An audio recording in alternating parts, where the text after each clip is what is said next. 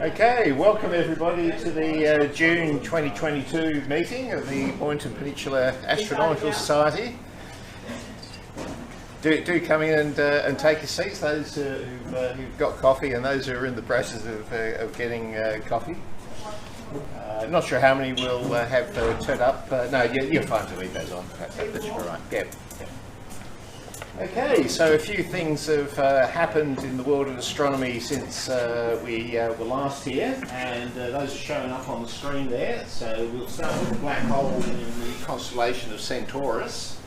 That was the one that was posted on eScorpius, I think, by Manfred a day or two ago. It's actually outside of the Milky Way galaxy. They didn't actually specify in which galaxy it was sitting itself. But that black hole is 5 times larger than Sagittarius A star, which, if you remember from the previous meeting, is the one that's at the centre of the Milky Way. So this one is much, much more massive. In fact, it's gobbling up an Earth of mass every second where it is. And that much matter falling into it is giving off a huge amount of light and radio waves, and giving a quasar around the black hole, and it's the quasar that you can actually see from a distance. And shown there is the star next to the white arrow. And this was a discovery by accident, really, from an ANU researcher and a PhD student. Where it is in the sky is over on the star map. It's marked as J1144, which is like a shorthand version for the full length of it, which gives its catalogue number and its position. And as you see, it's relatively close to the Southern Cross, which is shown just down the bottom there. So you pretty much get it in a straight line from the top two stars of the Southern Cross. So it should be relatively easy to find in the night sky, if you can get something that's magnitude 15 in the visual. Now, magnitude 15, to give you an idea, with my little 6-inch Newtonian, I've managed to get down to 14.2 by eye on a good dark night, but I would say a good dark night, and that's confirmed at 14.2 because I used to do a lot of variable star work. 15, if you've got an 8-inch or a 10-inch, should be doable by eye, as long as you're dark adapted. And if you're going to photograph it with a camera that's going to integrate over a period of time, you should even be able to do it in small instruments. So certainly the ones we have down in the observatory would have no troubles at all reaching down to magnitude 15. And as I say, you'd be able to pick that up by eye. Now the exact right ascension and declination are shown there for your reference, as in decimal degrees. So if you want to turn those into minutes and seconds, you have to do a bit of a calculation on that. So if you wish to give it a try trying to find that, then all well and good. Now let me see. There we go. Now the other thing to mention is you probably heard on the news about the James Webb Telescope, which is out at Earth's Lagrange point number 2. And it's been hit fairly recently and pockmarked, dimpled I think was the official term that they used, by something 0.1 millimetres across. Now in other words, that's about the size of a grain of sand effectively, has run into it at a very high speed. And as you can see here, with the James Webb Telescope before launch, how large they are compared to the men down the side there. So you see the 16 hexagonal mirrors of it. Each one of those is getting on for about the size of a man. So this is a very, very large telescope that's actually out there, and it's presenting a very good target to being hit by debris flying around. Now the actual segment that was hit was C3, which is this one down the bottom here, which is marked. And effectively all they can do is a similar sort of thing to what would happen if you dropped something on your primary mirror of your own telescope and chipped it. Really, aside from actually fixing the telescope, which obviously they can't do because it's way out at the Lagrange point, with your own telescope you could put a black dot or something over it to actually mask it, to get rid of the aberration. And in the case of them, they can't actually even do that. All they can do is jiggle around the position of the mirror to try and reduce the aberration that is caused by any pockmarking. Now, this is not the first thing that's actually hit it. However, it is larger than all the ones that they tested and planned for. So they're a little bit taken aback by that. They had 4 sort of specks the size of dust hit it up to now. So this is really number 5 that impacted it. And they quite anticipate this, and they've tried to engineer it such that it still meets its overall specifications, provided obviously not too many pockmarks appear in its lovely beryllium mirrors that are shown there.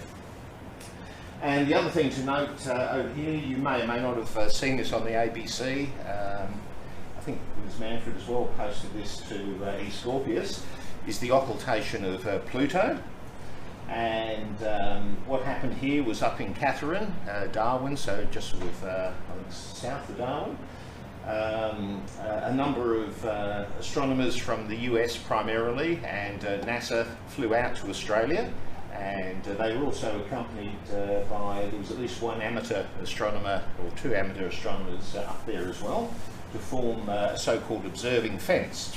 And what it was with Pluto, this is back on the 1st of June, was that if you're in the right place at the right time, Pluto was going to pass in front of a background star. So if you keep watching that background star, the background star stays the same brightness, and when Pluto passes over it, it hides the background star. So in other words, if you're monitoring the brightness of the star, when Pluto moves in front of it, it should dim down to the brightness of Pluto, which is a lot dimmer than the actual star itself. When Pluto passes over the star and out the other side, then all of a sudden the star will come back. So what you should see is a high light level, then Pluto comes in and it should duck straight down. Pluto is then covering the star, so it stays low light level. Pluto moves off the star and it should jump straight back up. So in theory, if Pluto didn't have an atmosphere, it would be a straight line, suddenly drop down, straight line, suddenly shoot back up again. So very much a knot shape. Now the one amateur that was up there, Dave Galt, with his wife Karen, was positioned up there with his equipment. There were 12 telescopes set up in a line at different positions because they weren't really sure where, to any high degree of accuracy, where the shadow of Pluto would pass over in the Catherine region. So you set up what's called an observing fence. You have different telescopes. Now of those 12 telescopes, 2 malfunctioned, so only 10 of them were actually working at the time. One of the ones that was working was actually Dave Galt's, and his results are shown here. He unfortunately had a bit of an issue with his laptop battery, I think it was, at the start of Pluto, 5 minutes before the occultation was due to occur, as always occurs. And as you see, he missed the bit where it suddenly dips down, and he came in halfway through the occultation, but he did get to see it come back up. Now on this diagram here, these are 1 minute marks in universal time. So each of those lines is 60 seconds across. And as you see, it doesn't immediately shoot back up. It goes gently upwards, and that's because Pluto does actually have an atmosphere. And that atmosphere causes it to give this very characteristic shape. So he would have also seen that on the other side of Pluto if he'd got the earlier one. But nevertheless, an excellent thing there that he managed to catch. If you're lucky enough during an occultation and you're in exactly the centre of the shadow of Pluto that's going over you, what you see is that you get it ducked down in brightness, but at the centre at the bottom, it suddenly shoots back up and you get a sudden flash of light. And it's the same way that Einstein rings work, and you might have seen the pictures of those where galaxies that you can't necessarily see the mass of, they cause background galaxies that you wouldn't be able to see to appear as a ring in the sky. You might have seen some of those pictures online on TV. Same sort of phenomenon here, and what you get is it's perfectly aligned. all of a sudden the background star will flash really, really brightly. And in fact, it can even appear brighter than the star ordinarily does, because it's collecting the light over a much larger area. So you're getting all the light that's just grazed the edge of Pluto's atmosphere and has been focused like a lens right down onto your eye where you are. And you can see the flash that they captured, one of the NASA observers. And there's the background star as Pluto is covering it. And then right at the dead centre of the occultation you get this sudden flash of light. All the other observers won't see that flash at all. It's only if you're dead centre you get to see it. Now this is one that we participated in back in 2015, which was another Pluto occultation. And you can see with this particular one was run by a professional astronomer from the Paris Observatory, Bruno Siccardi. And different people in Australia and New Zealand were asked to do exactly the same thing with Pluto passing in front of the background star. And as you can see, most like the top one there with the Melbourne observers, there was a lot of cloud actually that day, but that particular one was got by actually a former member here of MPAS. And as you see, it's only a very, very slight dip at the centre of the occultation. Whereas if you were over in New Zealand at the right place, you actually get to see the flash. So you notice at the bottom, right in mid-eclipse, all of a sudden the brightness has shot back up. So they were really, really lucky in this case to have the person right dead centre. And this was quite noticeable. Even though Pluto is quite dim, it didn't matter, because as long as you can see the star, that was all that mattered to get that. And from that you can actually work out the layers in Pluto's atmosphere and what the pressure is in Pluto's atmosphere just from doing that from the Earth with amateur equipment. Now moving on to tonight. Well, welcome if there's any new members here or any visitors. As usual, I'll go through the events of the current and the past month.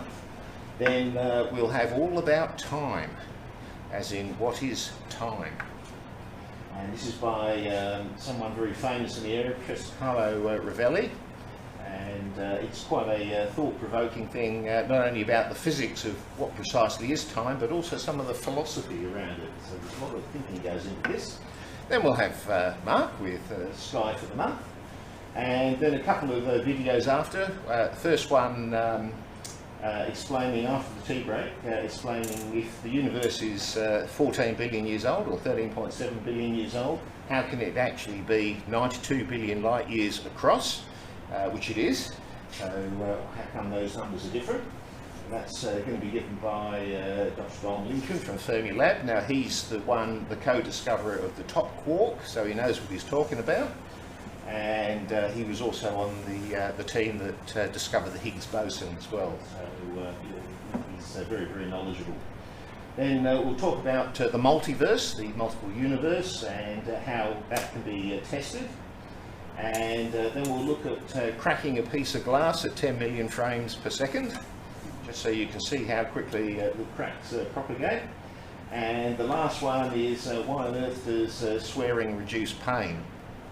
So that's one to hang out for if you're interested in that. Yeah. So recent events.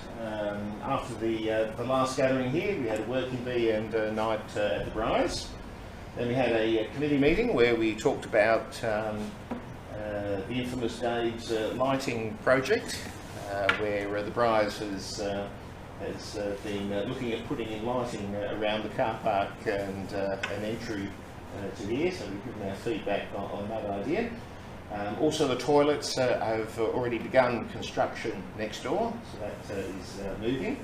There was also quite a bit of discussion here about ventilation, particularly in this room as well. We looked at migration of our email to a different system, as we were starting to lose email messages at random that were being sent to us, and also looking at the preparations for the AGM, which is coming up. Then on the public night, 3rd of June, unfortunately it was pretty cloudy, and so Manfred had to sing and dance for longer.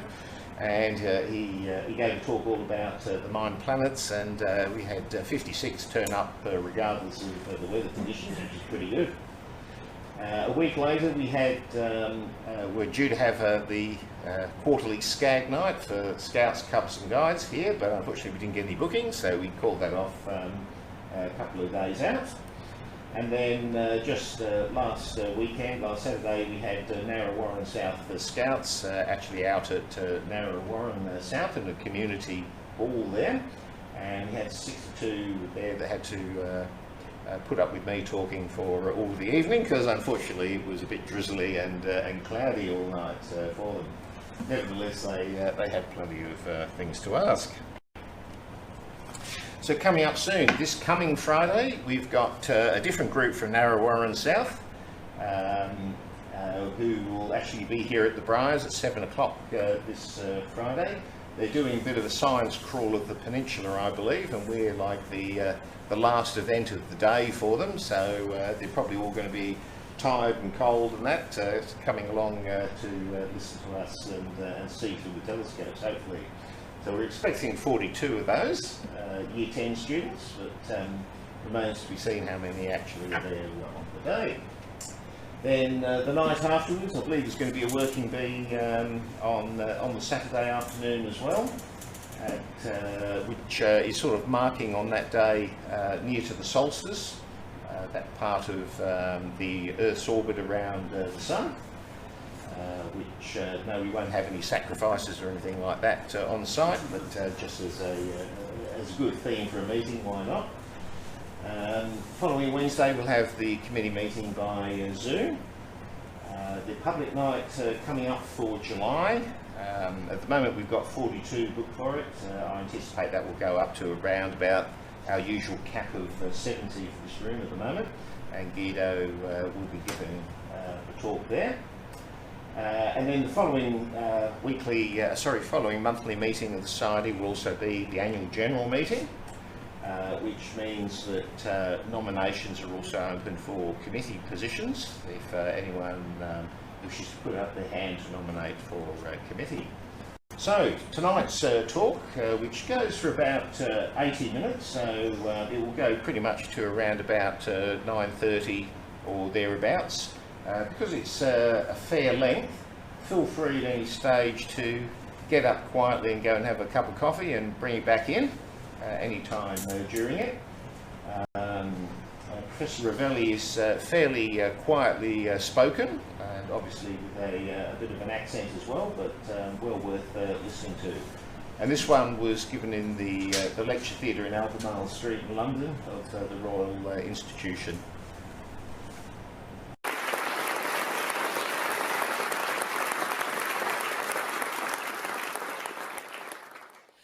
Thank you for this very kind introduction. The first thing I have to do is to pull out this, which I've prepared before you came in. Let's see if it, yes, sorry, which I'm going to use, and that will be my high technological equipment to talk about time. That would be my metaphor of time, right? Time is a long line. There is a present, there is the past, the far past, the more far past. This is 10 minutes ago, this is yesterday, this is last year. Down there is Big Bang, this is tomorrow, and the future we don't know. So this is a metaphor of time. We're sort of here. We have 1 hour, whatever, with questions and so on, so we're going to cover that. And I'm going to tell you that time is not like that. That would be the message. So what I want to do is to give you a sense of where I think we are about understanding of this strange, mysterious things, which is time. It will be sort of a journey. For me, time has been an open question from my early years as an adolescent, from all the way through my studying of physics and then into my work as a physicist. It's been a sort of obsession. because quantum gravity requires us to rethink what is time. I've been going around this question: what is time? So in the book and in what I want to tell you tonight is a bit of a synthesis of that, where we are, what we know, what we think is true, including the parts that we don't yet know, we are confused about. And I will do it as taking you to a sort of journey which is back and forth. So I'll start from this idea of time, this long line that passes. We are here, actually we moved a little bit already, a little bit more here, and time passes. And I'll quite rapidly tell you what's wrong with this idea, why this is a wrong idea about time, and in which sense it is wrong. And this will be a step sort of down into more and more general views of nature, where time has less and less property and loses its pieces, so to say, all the way to what I think is the current understanding of the structure of time, which is that there is very little time in nature. And that will be the journey, the one-way journey. And then there is the journey back, which is how from this nature at the level of quantum gravity, which is sort of the bottom level of our understanding of the physical world, in sense of generality of laws, how from there we get back to this time, to the time of our experience. So it will be a long one-way and return trip, where I want you to lose all your ideas of time to then sort of understand back where our common time comes from. Right? So this is the time of our experience. First of all, it's a long line. Namely, what do I mean by a long line? What do we mean? It's a sequence of moments, instant, now, before, later, which is ordered, like the English when they wait for the bus. So maybe I'm trying to Italianize you a little bit, but I don't want you to crowd for getting the next bus. That's not where I want to go. But all these instants are from a long line. They're one next to another one in a one-dimensional thing. This line it has a direction, right? The past is completely different from the future. This is one of the most obvious things and most trivial thing to say, but let me say it precisely, because then I'm going to say it's not true. The past is fixed. It's given. We remember it. We know it. We have traces of it. We have books that talks about the past. We have departments in our university that study the past, history. We don't have many departments that make a historical history about the future. There are traces in nature. If you look at the moon, there are craters that are formed by stones fell on the moon in the past. So the past traces all these traces. We have memories in our mind. The future, there is nothing like that. There's no memory, no traces, so it still has to come, right? So that's part of this idea that we have about time. Time has a metric property, namely, we can talk about duration of time. This chat that I'm giving, this presentation is going to last 45 minutes, no less, no more. Certain fixed amount of time that can be measured with clocks. And we know what it means, this interval being equal to this interval, being equal to this interval, equal to this interval, and so on. And clocks measure that. And clocks are devices that are meant to tell us where we are along this line. What time is it? Where am I? Is it already tomorrow? Is it not yet tomorrow? And clocks are designed to work all together. That's the purpose of a clock. So if you take two clocks, you move them apart, you wait a little bit, you bring them back together, they still have the same time, if they had the same time. If not, it means one clock is broken, or it's not going well, or something false. This is the time, a little bit is past. This is the time of our experience. Now, what's wrong with this image? First of all, there's nothing wrong, obviously, as long as we carry on our daily life. It's a very good conceptual idea about time that works very well in our daily life. But it does not work, it stopped working when we look a little bit more far ahead. And the more we look far ahead, the more this number of properties that I describe about time go away. So the main message somehow of the full talk I'm giving is that time is not a single thing. It's this multi-layered concept that has all this property that I told you. It's one-dimensional, as a metric, is oriented, is the same for everybody, is measured by clock, and so on and so forth. This, which in our intuition comes as a package, is time. It's properly thought as a combination of properties that we can dismount one by one. Time, sometimes it says, is layered, or is like a mechanism, like the engine of your scooter. You can take away one piece, the carburetor, you can take away the piston, you can take away this, you can take away that, and what remains is not the scooter. What remains is nothing at all. Right? And that's what's going to happen with time. When you take away this, take away that, what remains is nothing at all, because time is a combination of these properties. So let's see what properties one by one. The first one, maybe I'll mention 3 or 4 of these, let's say 4, to dismantle this idea of time. Some of this you might know, depending on how much physics you know or how much you've heard these stories already. Some you probably haven't known. Some are very solid knowledge. Some are things we suspect. I would say the first 3 are very solid knowledge. But the implications of taking all them together are strong. So first one, clocks measure time, fine, and clocks go all together at the same speed. Well, that's wrong.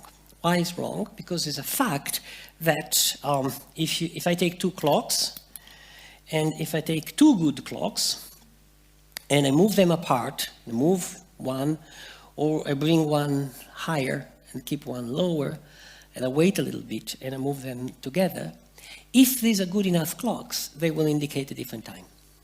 It's a fact, okay?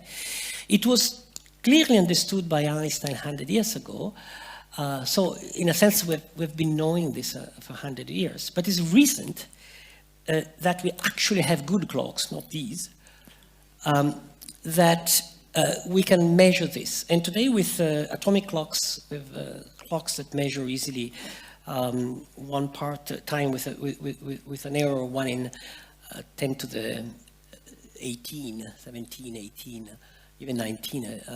This is very rapidly advancing the technology of clocks. So with these clocks, you can take 2 clocks at a different altitude of 40 centimeters, 50 centimeters, and measure that. So the clock up here goes faster than the clock down here. There's more time here. There's more time for thinking, for growing older, for everything. So there is more time in your head is older than your feet. Your head has, unless you have spent all your time upside down, in which case it's the other way around, okay? Why? Well, why is it? It's a funny question here. One could say why? Well, because we know from general relativity that the Earth, which is a big rock, big mass, slows down time. So mass slows down time next to it. But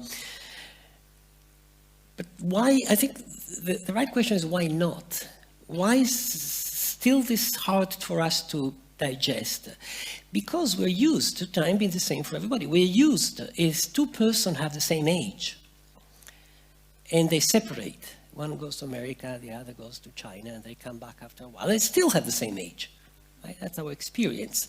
But that's not right, because they have aged differently depending on how they moved, depending if they have lived more up or more down, and so on.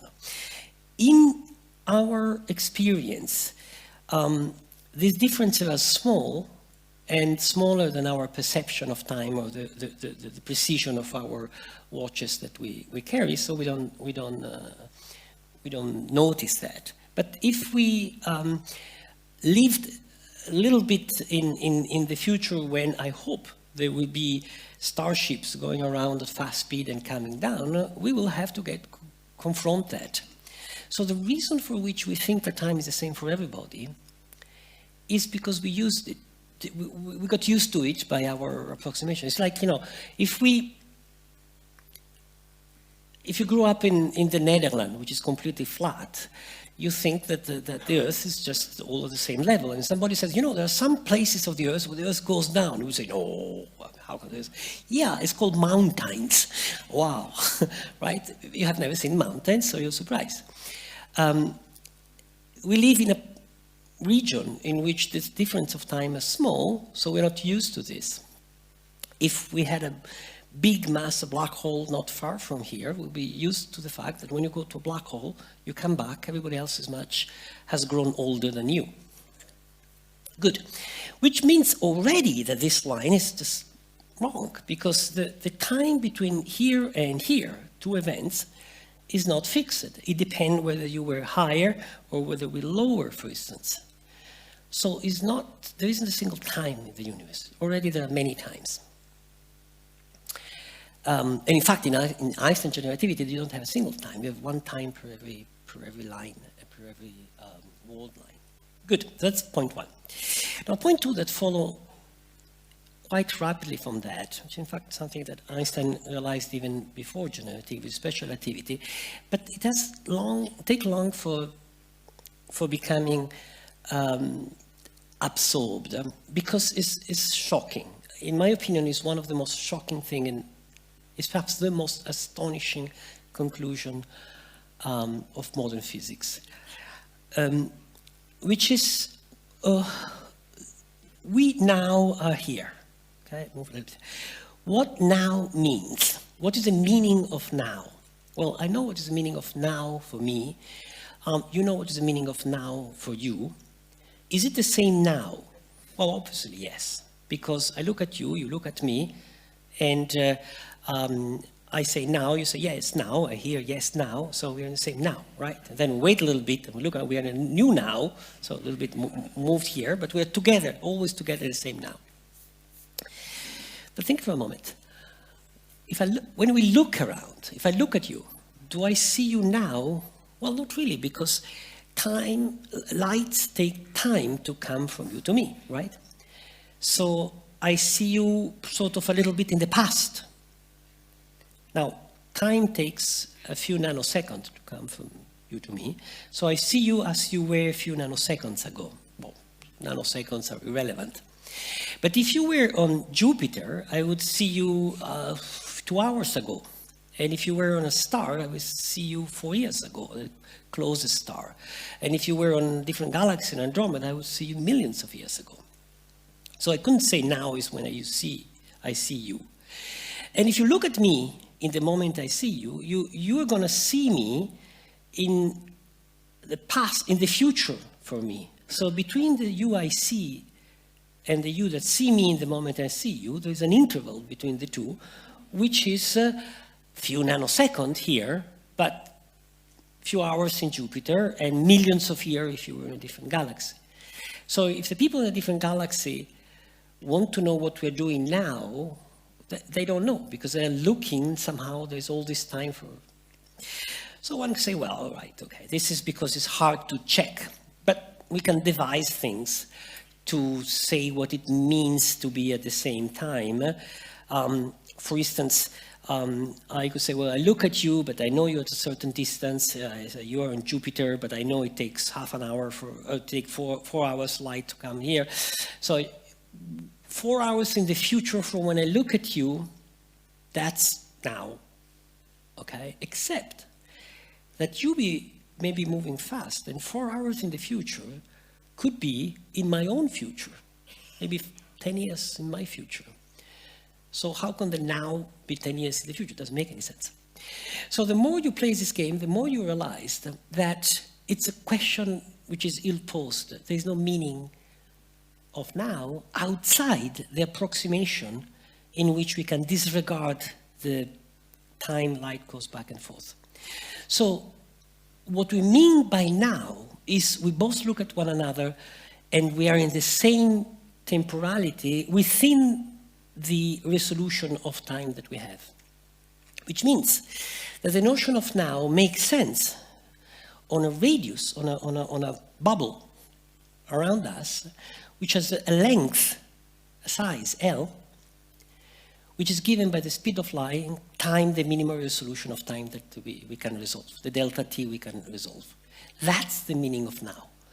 There is no meaning of now outside this bubble. With our brain, without using sophisticated clocks, we resolve probably, what, a tenth of a second. If you're a musician, you go a bit better than that. A tenth of a second light is much bigger than the Earth. It's a big bubble around the Earth. So on the Earth, we're all in the same now. But it's just this. Proxima b, which is a closest star, had its own now.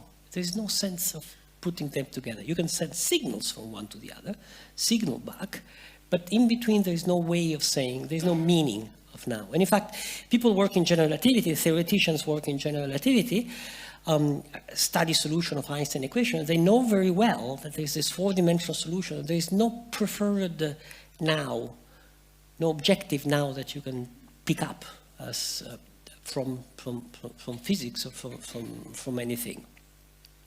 Why is this astonishing? Because what is it real? What does it mean to be real? Well, we are told that what is real now, right? Is the Roman Empire real? No, it was real in the past, not now. Okay, but if now is only local, is something happening on a distant galaxy real? Well, it maybe in the future, maybe in the past, but if everything is real in between, it's confusing because there are things which are in the past and on the future one another. So what does this mean to be real? After we have understood that the world works like that, namely that there is no now in the universe.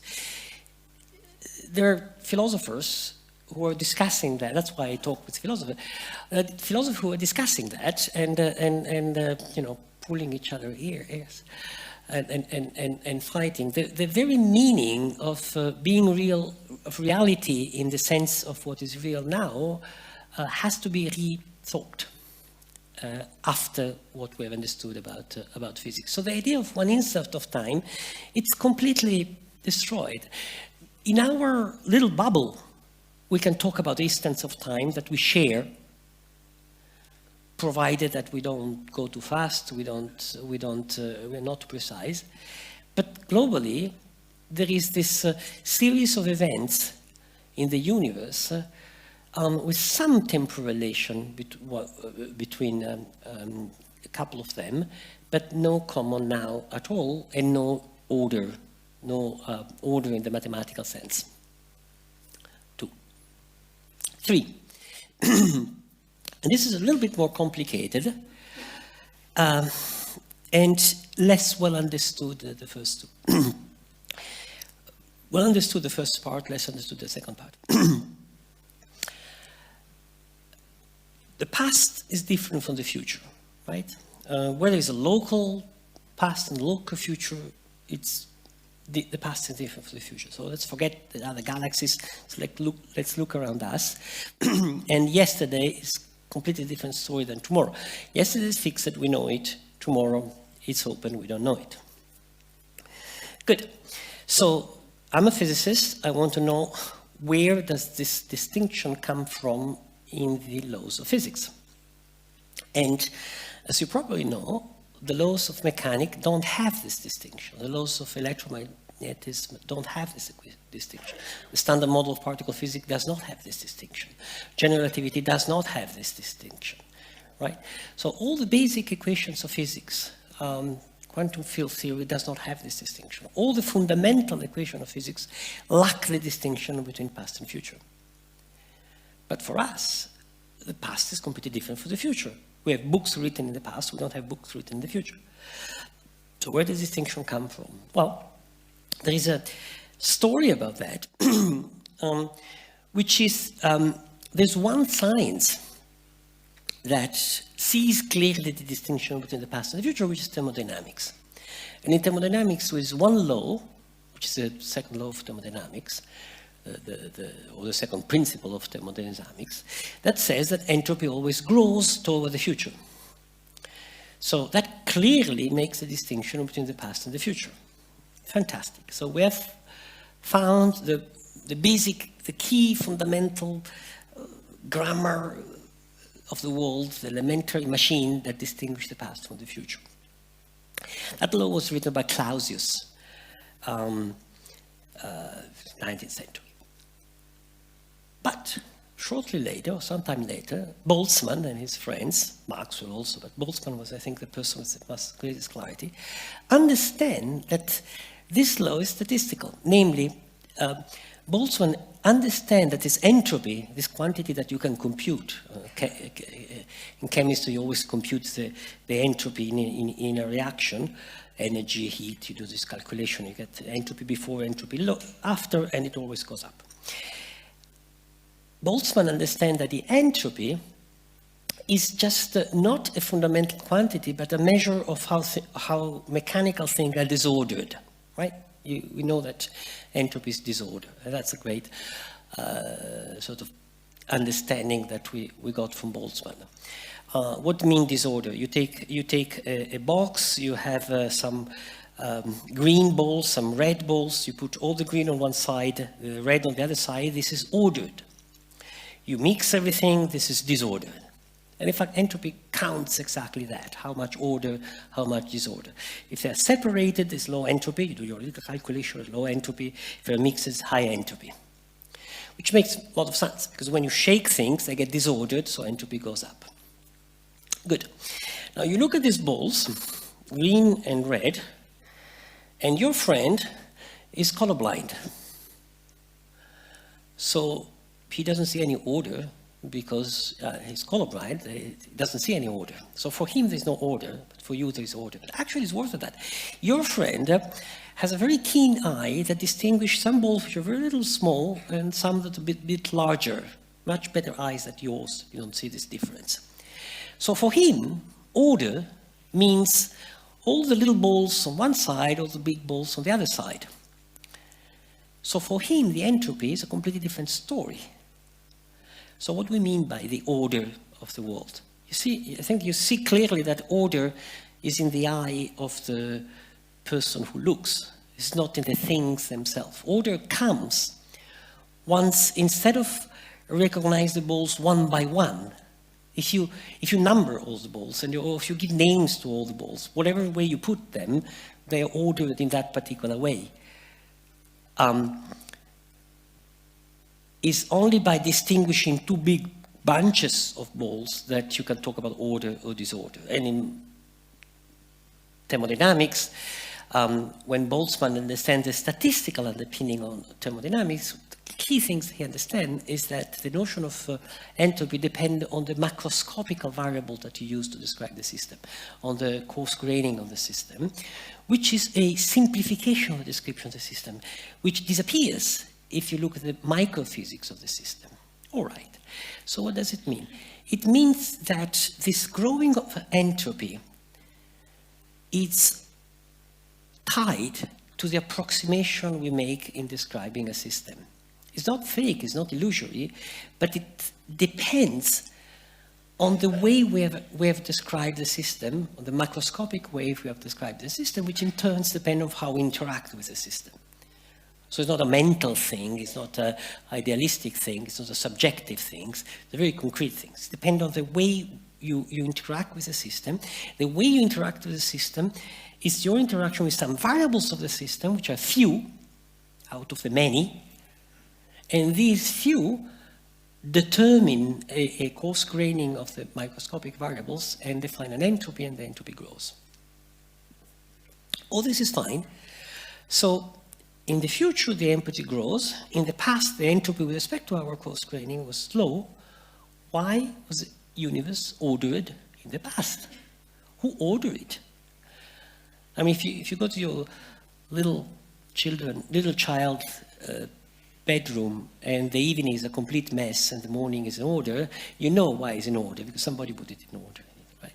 But why the universe? Who prepared the universe in order? And who prepared the universe in order, in the right way that looks in order for us? Mystery. Okay? What does it have to do with time? Everything. Because the distinction between the past and the future is only that, is this strange order in the past. And I want you to reflect about that, because I'm saying something very, very strong. This has been recognized by some people. Reichenbach and the philosophy of science, Russell had pretty clear ideas about that, but few. It hasn't permeated, I think, the global thinking about the order of time. Everything in our experience which is ordered in time is because of entropy.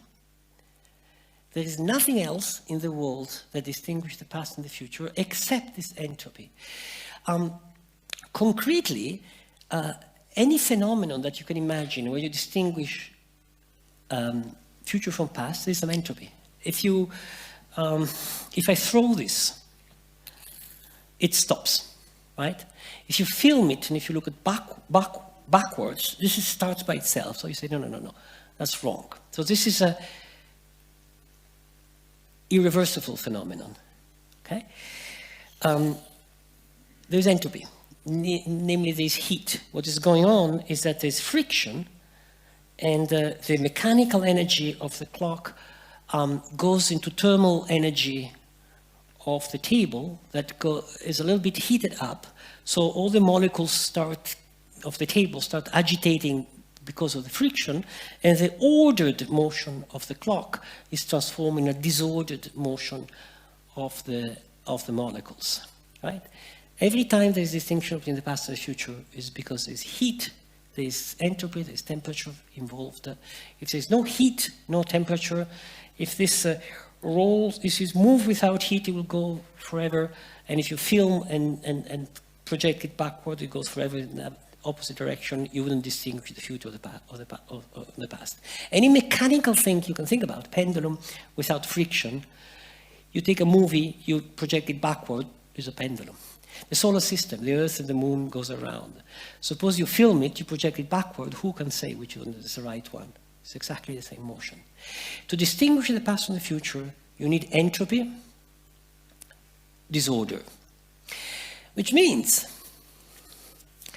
that the reason we have traces of the past and not in the future is nothing else than entropy. Okay, if we have a text that says something, it had to be, has had to be some entropy production, some heat, some disorder at some point. If a monk in the Middle Ages in a monastery wrote down something, and now we know something about the Middle Age because we have this text, in a world without friction, the ink would have not stayed on the paper, it would have jumped away. Right, so you need friction. The ink glues to the paper because it produces a little bit of heat that dissipates, and so it's some disorder which can happen because there was a higher order in the past. So it's this high order in the past that determines the existence of traces. And we think in terms of cause and effect, cause coming first and effect becoming after, only because of the second law of thermodynamics, because of entropy. Otherwise, there could be no dissymmetry. Law of physics says that if this is connected to that, this is connected to that, both ways. We cannot say this causes this more than this causes that, because it's symmetric.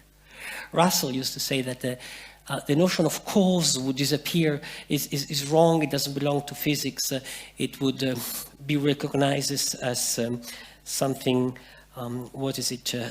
totally useless and mistakenly considered non-damaging, like the British monarchy, and sooner or later we'll get rid of them.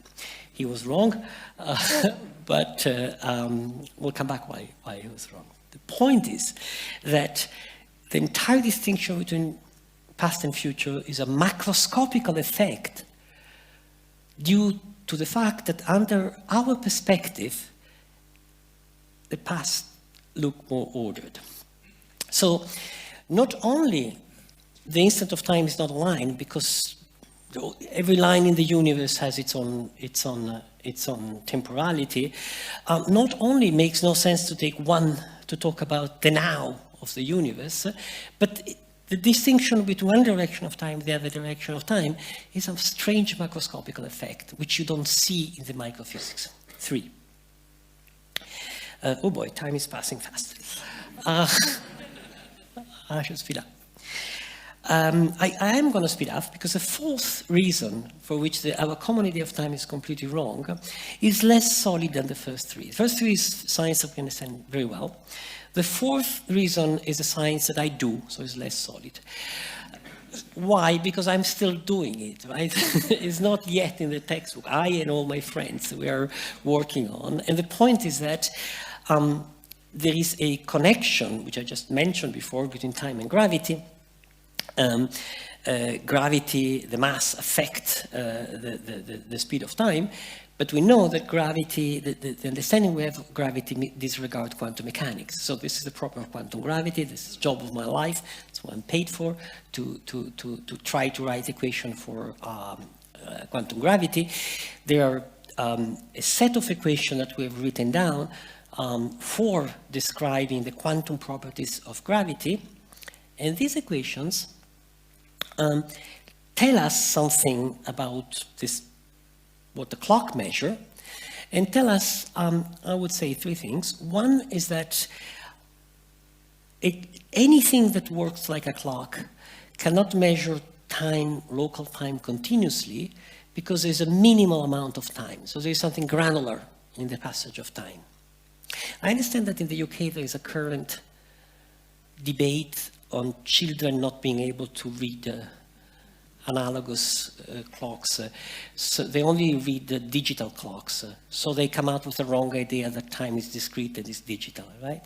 Which is the right thing. So very good. I don't see why kids should be able to read a digital clock. I wasn't very good in reading digital clock when I was a kid because I didn't use a clock. So time is digital at a very short scale. Of course, not seconds or fraction of a second, or the Planck scale, 10 to the minus 44 seconds, very, very small time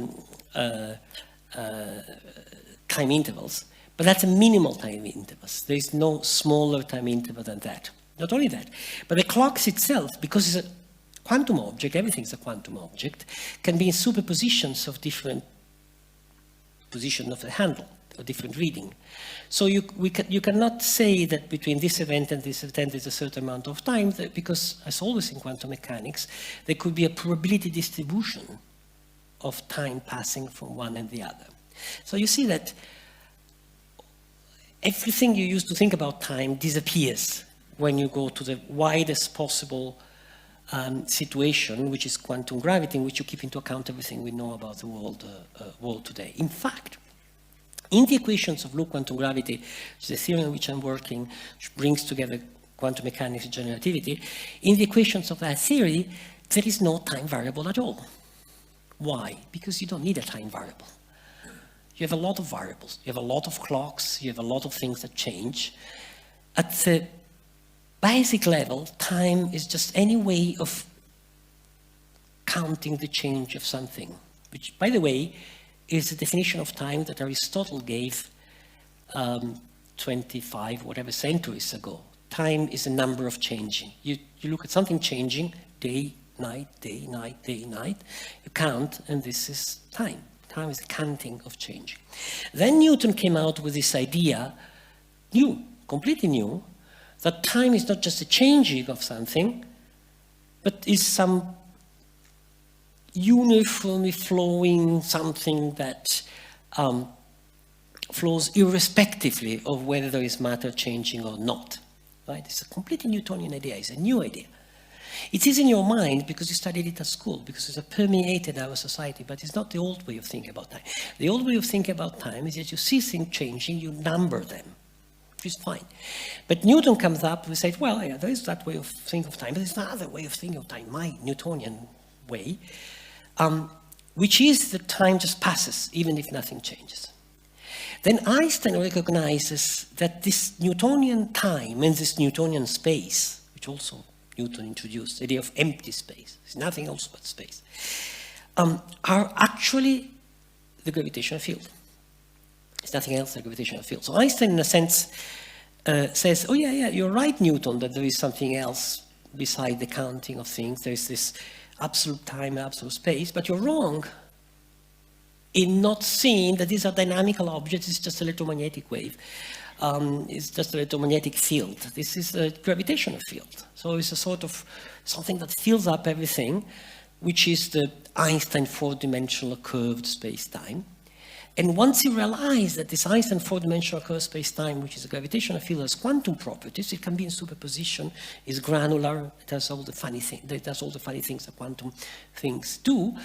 The Newtonian time is completely exploded. It depends on the interaction, it's granular, it's different point of point. The Aristotelian time, the basic idea that you can count events, is still there.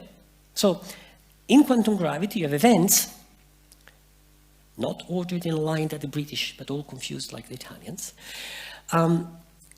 connected to one another. You can follow this one, and you can say, okay, during this blah, blah, blah, number of things happened. So this moved a certain number of clicks. And so you can have a local notion of sequence of event, which is a minimal notion of time. And that's the only thing that remains locally probabilistic, discrete, without a preferred time variable. Anything can work as a variable. And that's the no time, the minimal time of quantum gravity. I promised you a journey back. So I have less time remaining because I'm supposed to finish here and we're already here, to take you back. So I hope I convince you, well, I don't hope I convince you. I hope I gave you a sense of the very, very weak temporal notion needed to do fundamental physics. I've written a paper whose title is Forget Time. So write the fundamental equation of quantum gravity, and if you don't see there which one is the time variable, don't worry. You don't need a time variable. Because a time variable is something macroscopic, not something down there. Down there, you have many variables, change one with respect to one another. How do we go back from there? From that basic reality, we have to find the conditions under which we live, which allow us to talk about this long line-oriented and common, which is time. And this is a number of steps. And there are many steps, at different levels, different layers. Each one is interesting by itself, but they're separated. Time doesn't come up off in one step. It comes up at various levels. First of all, the granularity of time is so small, we don't have such precision, so we don't see it. This flow, we can see it continues. Fine. The quantum mechanical, the superposition aspect of time, we are big and heavy and we work at scale much larger than the Planck constant, which is what determines quantum mechanical effect, so we don't see it.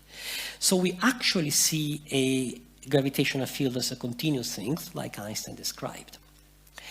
But we live in a region in which gravity is very, very weak compared to a black hole, where there is really strong. And where it's very, very weak, essentially, this Einstein curved space-time is flat.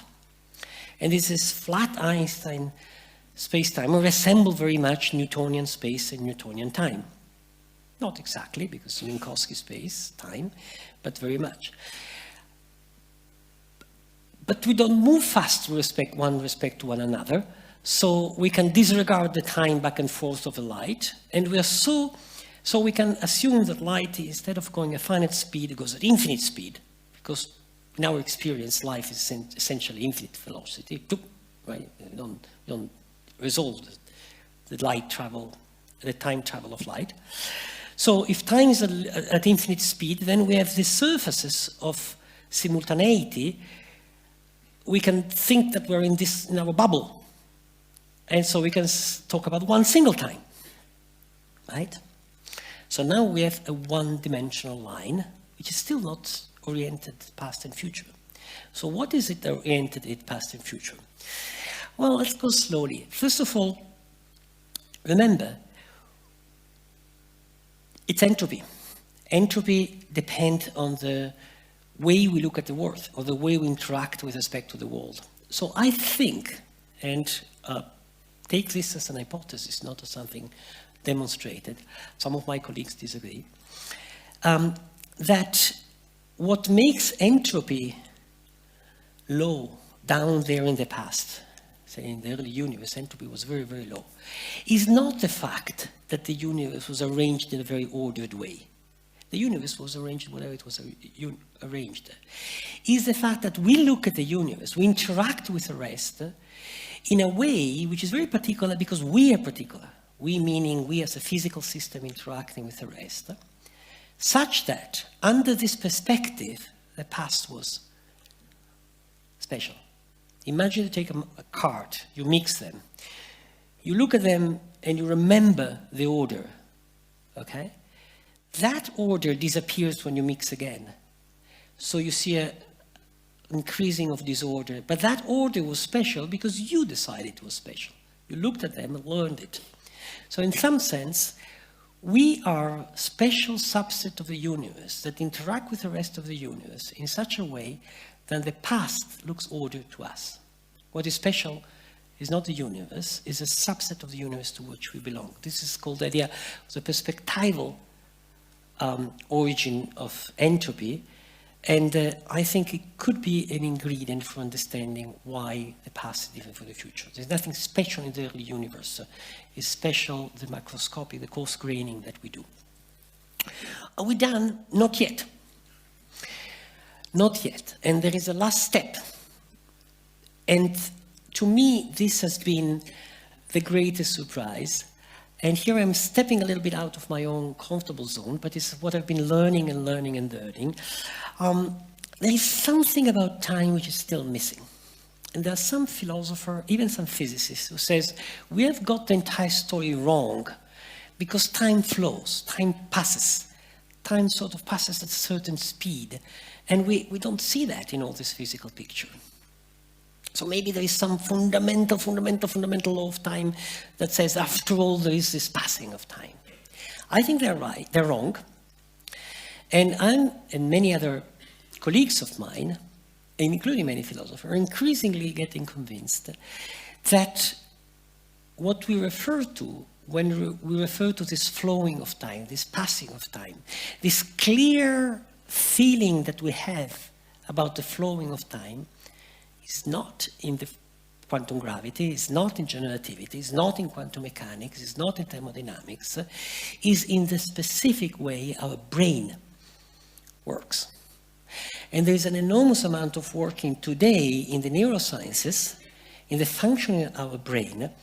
There's a title of a book by a neuroscientist called Dil Bonomano, a recent book in America. The title is Your Brain is a Time Machine. What does it mean? The way the brain works is to exploit this entropy gradient and the fact there are traces of the past to build memories, and in terms of this compute the future and anticipate the future. That's the basic working of the brain according to one of the hypotheses of how the brain works. So the brain is a time machine. The brain does continuously sort of grasping to some events in this confused set of events around us. We are connected by traces to some event toward the past. We are connected by anticipation on the other direction. So in our mind, there is this opening space. Okay?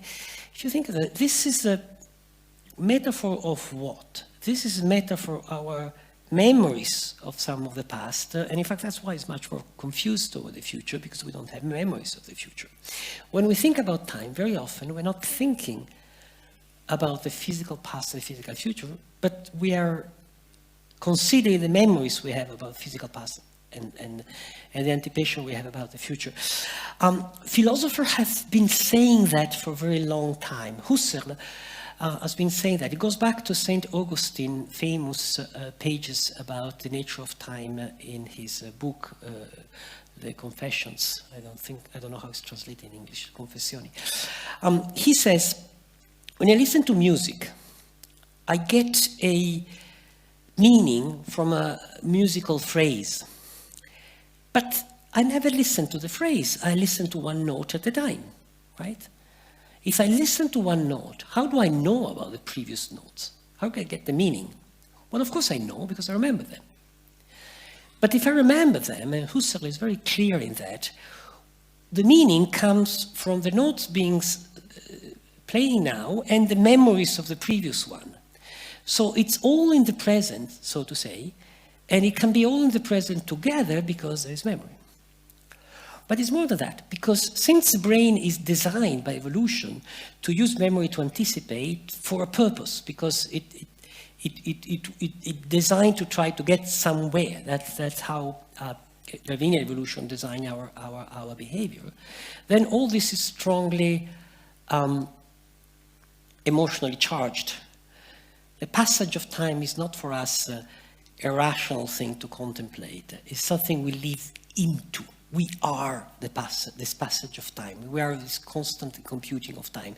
You can think about reality without space. We can think about reality without things. You can think, it's very hard to think yourself in a reality without time. You wouldn't know how to start thinking.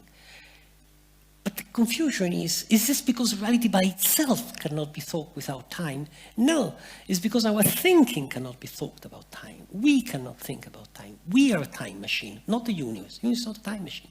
The universe is just a bunch of things, of events vaguely connected to one another, which in some approximation are nicely ordered. But what we think when we think about time is the ensemble of the memory and the anticipation that give us this sense that we are in this space, right? All of us. What is the real time? Real time is now, 10 minutes ago, my life, but then I've been to school, so I know about all the kings of England, so this long line, right? The line of the kings of England and queens. And so I have some extended memory, which is a cultural memory. I've studied physics and cosmology, so I have this memory longer. It's all today. It's all my knowledge today. It's all here. In the book, I talk about Proust. Proust has written this fantastic novel, In Search of Lost Time. It's all about time. He says that explicitly. It's a reflection of the meaning of time. And the novel is full of stories, character, things, but the novel is presented not as what is happening in the world or what has happened in the world, but as the memory of the main character, whose name is probably Marcel. It's not clear the name of the main character. So all the 3,000 pages of Proust's novel are about what's in this, 5 inches between the ears of Marcel. It's all here. And that's the greatest intuition of Proust.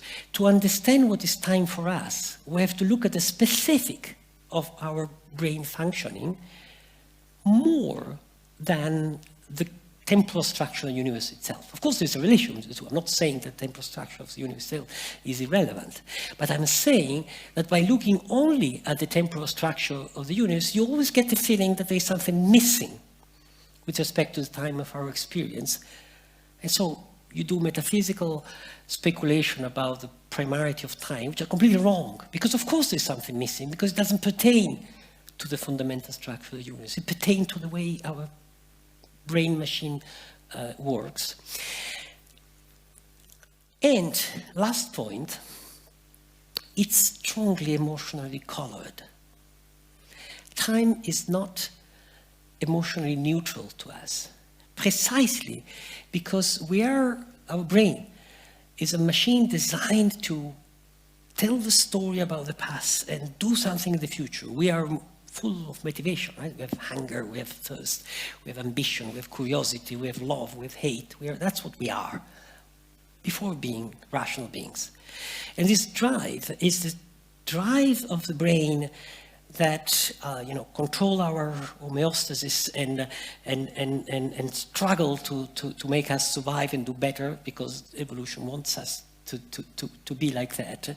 It's all oriented in time. It's all in time. So time is emotionally charged for us. Time is what brings us things we want, is the opening of the future, okay? And time is what is emotionally charged for us because it makes us lose things constantly all the time.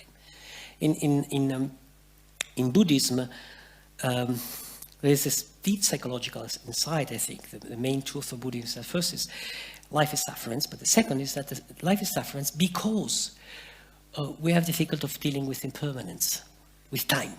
So time is a source of our suffering.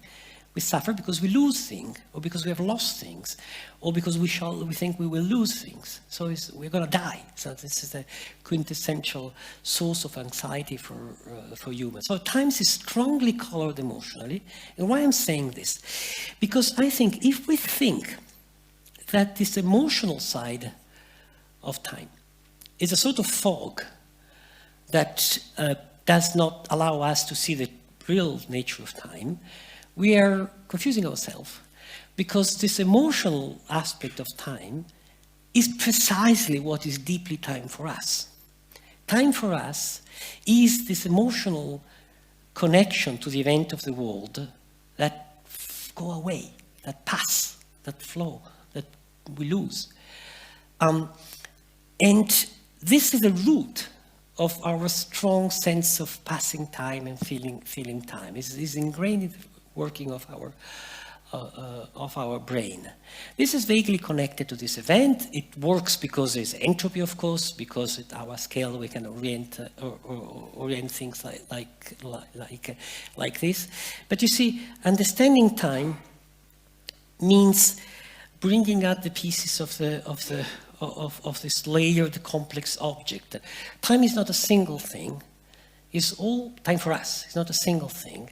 It's all these layers that come from approximation, from disregarding aspect of nature, from thermodynamics, from our particular relation to the world, and from our functioning of our brain, including this emotional level. Out there, the more we go general in the picture of the universe, the more time loses pieces, and there's a very weak form of temporality.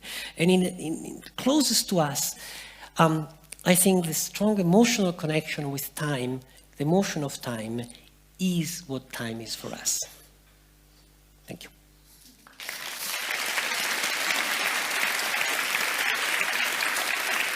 You say that unless there's an astronomical distance like Jupiter or something, that we're basically all in the same time. Now, how do you explain then, if say I'm in San Francisco and it's 7 in the morning, and you're in Rome and it's, I don't know, 4 o'clock in the afternoon or whatever the time is there, then you seem like you're in the future to me, but yet I'm not your past because it hasn't happened. How do you explain this time difference, or is it just a man-made thing? Good. So let me take this question seriously. You presented this a little bit joking, but it's look, for many centuries, people on Earth didn't have to think that we are in the same temporal situation, because there were no telephones, there were no telegraph. Traveling was traveling by horse at the fastest way. So every place had its own time, and there was not even need to accord clocks. And in fact, until the 19th century, time in Bristol was different than time in London, because midday, 12 o'clock, was when the sun is at the zenith. And the zenith is in London half an hour or 20 minutes before, I don't know, than in Bristol, right? Because the sun goes. So each place has its own time, and you would go on your horse, go somewhere else, and readjust your time quite without any problem. The very idea that we have to have the same time came only when telegraph and trains come in. And then people started debating, can we agree on a common way of time? And for a while there was this suggestion that everybody would use London time. Of course, the suggestion came from the British. And people were not very happy about the rest of the planet, and Americans were so. And then they said, well, let's everybody have its own time, but this is going to be a mess. So then there was a compromise. So let's slice the planet in how you say, segments, time segments, and at least we have the same time but we know exactly we jump 1 hour. Okay, so we are at most half an hour or something out of proper time. And then came, trains and the need to have very precise timing. And so there were a number of projects to synchronize the time between the train stations. And this was already the end of the 19th century, the beginning of the 20th century, and there were some patents which were presented for the best way to synchronize clocks. And in fact, one of the patent offices where these patents were debated, how to synchronize clock, was in Bern, Switzerland. And there was a young clerk there who was analyzing these patents, how to synchronize clock. His name was Albert. His last name was Einstein. And that's the work he was doing. He was evaluating patents to how to synchronize clock between the train station of Europe in order to knock them out of time one another. And the guy realized that to be precise, this is totally impossible. So in the moment in which Europe got together, Europe, I also mean Britain. Sorry. In the moment in which, so we all get together to say, let's put the clock seriously at the same time, in the same years, Einstein realized that that's impossible. So you see, there's a crossover thing. There's a geographical thing. There's a cultural thing. There is a historical thing. But the point is, the final point is that saying at the same time doesn't make any sense if we want to go precise. We have a question over here. Yes. Hi, that was a great talk. Thank you very much. You've been talking about a linear, universal, observable time. And those are three things. Then you're not talking about a multiversal, non-linear, and non-observable time. But let's talk about non-observable. If you don't see time passing, if you can't see things changing, does time pass? Well, the linearity of time is the fact that time is a single one-dimensional line, and something I said is just not there. We know it's not there. But if you can't see it, if you don't see it, then you don't know that it's passing. Right. So the observability of time is exactly what motivated us in quantum gravity to get rid of the time variable altogether. Somehow, once you get confused about time, you make one step back and say, what do we mean by time? It means what I observe in my clock. And then you ask, is the clock represented my theory? And you say, yes, it is, because in the clock, in my theory, I can put the matter that describes the clock and how it changes.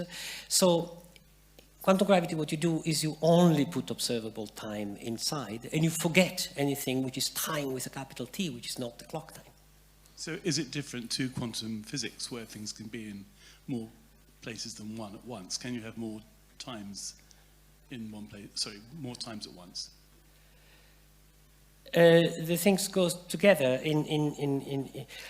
In standard quantum physics, the textbook quantum physics is written when you study at the university, the Schrödinger equation, there is a T variable. But this is because that quantum physics assumes Newtonian time and background time, essentially. And also quantum field theory is the same thing. You assume background space-time. But it is about generativity. Once you bring generativity in, that's an approximation. This T of the Schrödinger equation should disappear. You want to replace it with a reading of your clock and with observable time. We've got a lady up there. Oh, it's on. Okay. Where are you? Hello, up right at the top. On the balcony, up, all the way up there. Sorry. I have this light. I find what you say about how the emotional aspect of time is what time is for humans, and also about how that's sort of the source of a lot of the suffering that we as humans go through. So I'm wondering if you, as a quantum physicist, have a strategy for thinking about time to try and alleviate that emotional suffering. As a quantum physicist, I don't have any. I'm not different than any other human being. As a human being, I'll just, try to deal with it. And in my little personal experience, I think the best thing to do is to follow the advices of the Buddhists. Just accept it. Accept impermanence. deeply and fully, and then you realize that life is wonderful nevertheless. Someone else down here. How about this gentleman just on the aisle here? Oh, you're going to have to duck under time to get there. Don't break it.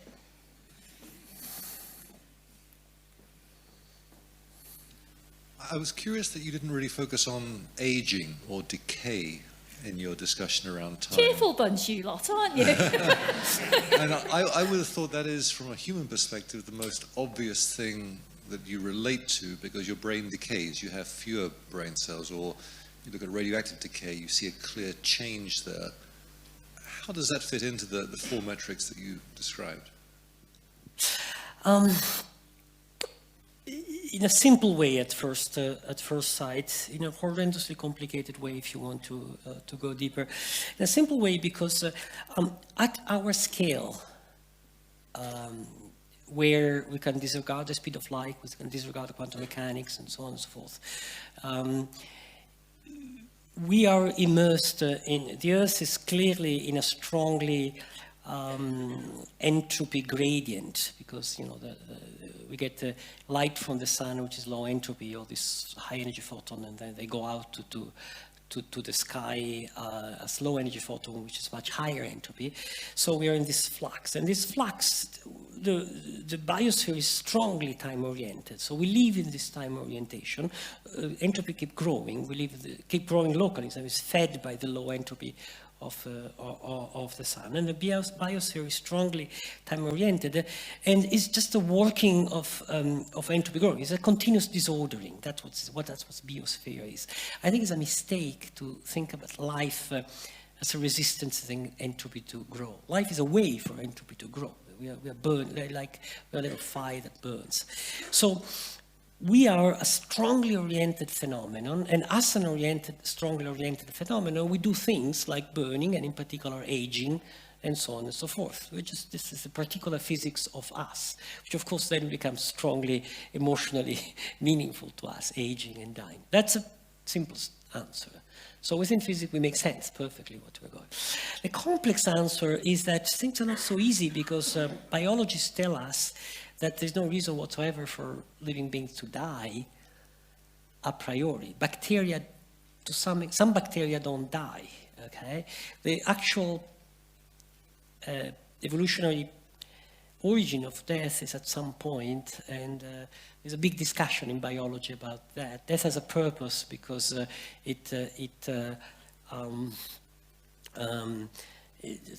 to put it super simply, it's better for the species if the individual die, just to cut very big pieces. So again, there is a evolutionary reason for that. We're just a piece of nature following the law of increasing entropy, and the way to reflect emotionally to us, it's because then we have our brain and so on and so forth. Am I answering, or I'm just adding confusion to confusion? I hope you're not asking me why you're aging. Right up on the balcony up there to the left. You said the Planck length was the smallest amount of time possible. Yeah. What would half a Planck length be then? Perfect. That's the right question.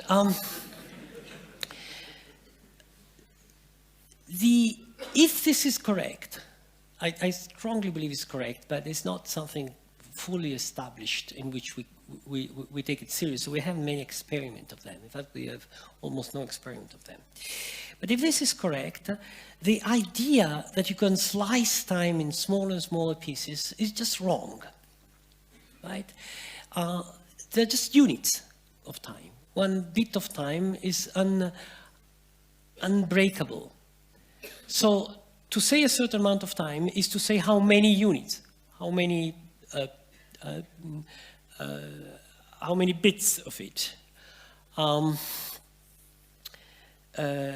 So the answer to what is half of Planck time is there isn't. There's nothing in the world. You could not find ever half of Planck time.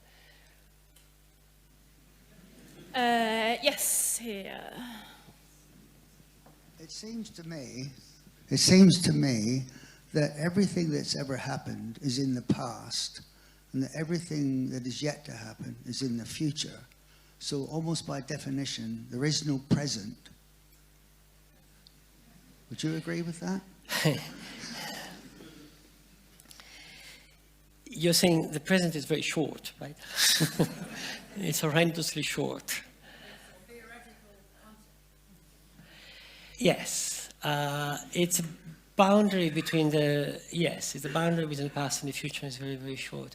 That's certainly true for the present in Newtonian physics, no doubt. And it's also true if you think of space-time as a big picture, you have a slice, and what's over it is the future, and what's below it is the past, and the present is so thin that there's nothing in. But that's not the way the world is designed, right?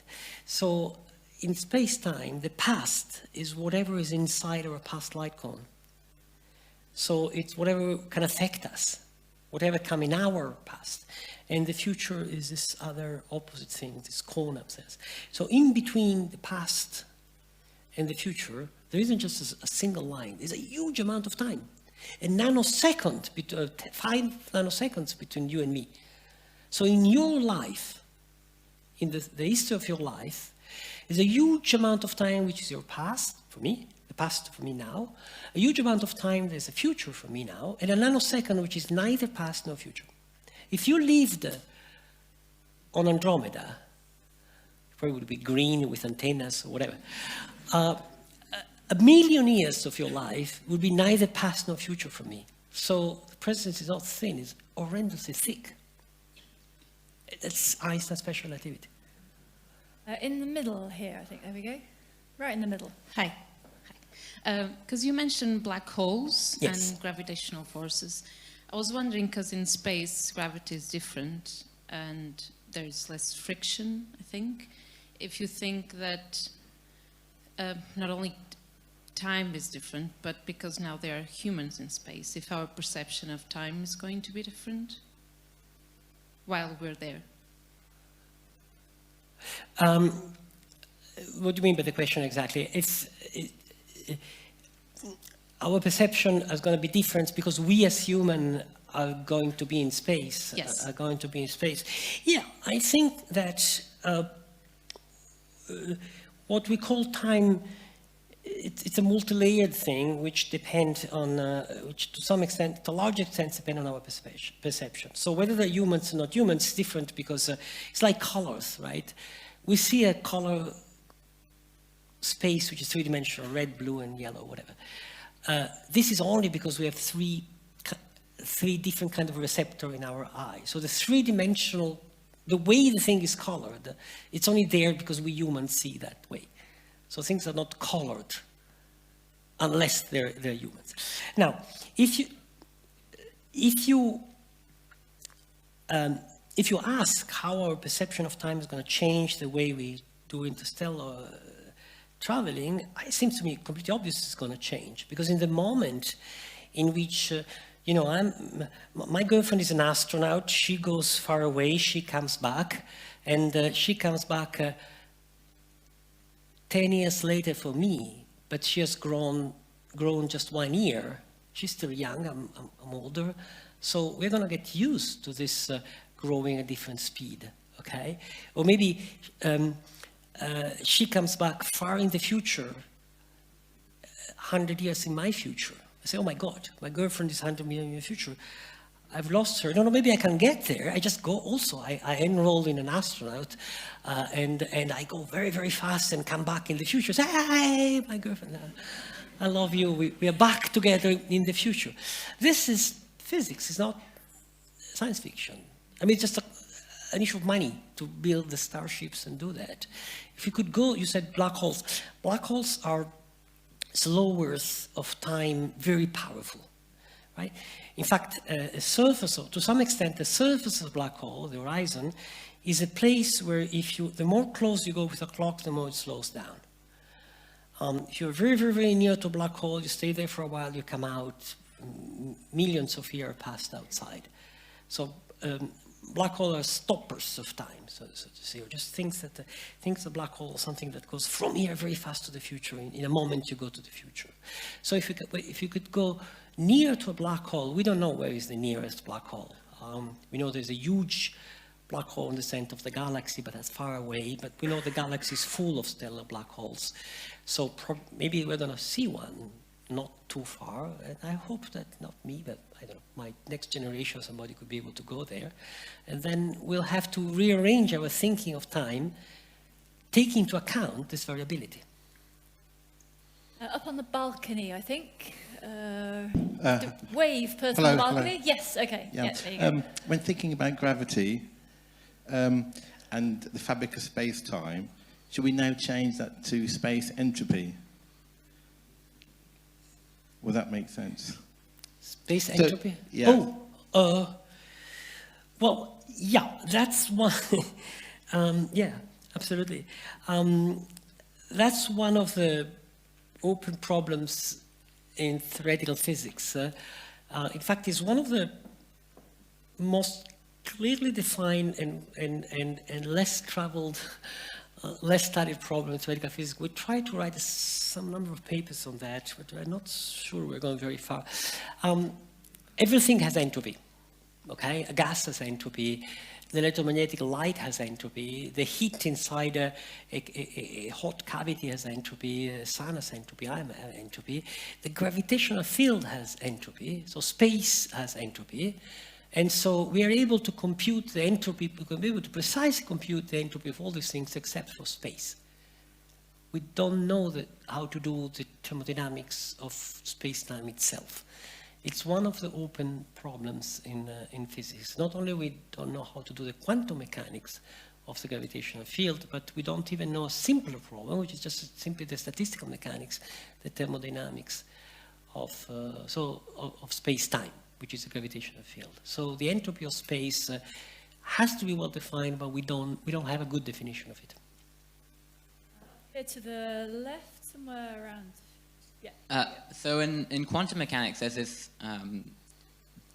this idea of measurement, which has sort of an effect on what a particle is, and sort of measuring the particle is what defines sort of whether its position or its velocity. And if it's not being measured, it's sort of uncertain where it could be, for example. So could time not just be a feature of the world being constantly sort of measured, and that if there aren't particles interacting and being measured constantly, that time is actually not defined, and sort of that time would come from this measurement? Okay, so good. A few steps. Let me break the question in pieces. Definitely, at least I'm strongly convinced that time being a variable like any other, because it's always clock time, the time we deal with, is the observable time. It's a variable like any other, so it's a quantum mechanical variable, so it works like any other. So it only becomes determined when we measure it. That's, I'm convinced. Which is another way to say that gravitational field, it becomes a quantum object like anything else. It's going to be quantized, so it behaves quantum mechanically. Having said so, let me step back to your question. What you said is exactly what is written in textbook about quantum mechanics, which I think, on which, as you know, there's a huge debate, and strictly speaking, obviously is meaningless, right? What the universe know whether I'm measuring something or not, right? If I'm not on Andromeda, it doesn't mean that nothing happens on Andromeda because none of us is measuring there. It's just obviously silly. So I think, and this is where opinions diverge, how to make sense of that, and that's called the interpretation of quantum mechanics problem, on which there are open debates. This summer I'm going to Oxford to have a big public debate, two with an Oxford philosopher who has one interpretation of quantum mechanics, I have another one, so we're going to debate publicly. This is the British Association of Philosophy of Science sponsoring this debate in its annual conference. So that's to say, it's a discussed thing. The way you think about this is that the word measurement is the wrong word. The right word is interaction. So when a system interacts with another system, not is being measured by a physicist with a white thing, you know, male, white, with a PhD. I mean, it just doesn't make any sense. Who is a measurer? Okay. Is a dog a measurer? But a measurement happens when two systems interact. So the way we have to think about the world quantum mechanically, in my opinion, is that we can think of the world split arbitrarily in subsystems, and the way each subsystem behaves is by being measured by others. And so things become well-defined in the sense you were saying, including time, at interactions. That's why when I was saying the microscopic picture is this flickering probabilistic thing that are actualized in each interaction. Fewer questions from this side of the room here. If you've got, is anyone on the balcony up there? You've been very quiet. I know you've been listening. Or down here? Yes, brilliant. Thank you very much for a wonderful talk. I just wondered, because you mentioned the Buddhist angle, and I know that spirituality is always a bit strange when you link it to science. But in Buddhism, there is the belief that the universe has no beginning at all. And I was just wondering, given that time is a variable of the universe that we live in, or the bubble that we live in, does it even make sense, the obsession that we have to find the beginning of everything? Is there an order, like you said, an absolute order which existed at a certain point and then it just changed? I mean, perhaps this obsession that we have comes from the fact that we are dominated by time. Yes, yes, certainly this is a possibility that this obsession with the beginning, it's a wrong question, right? This is an old idea.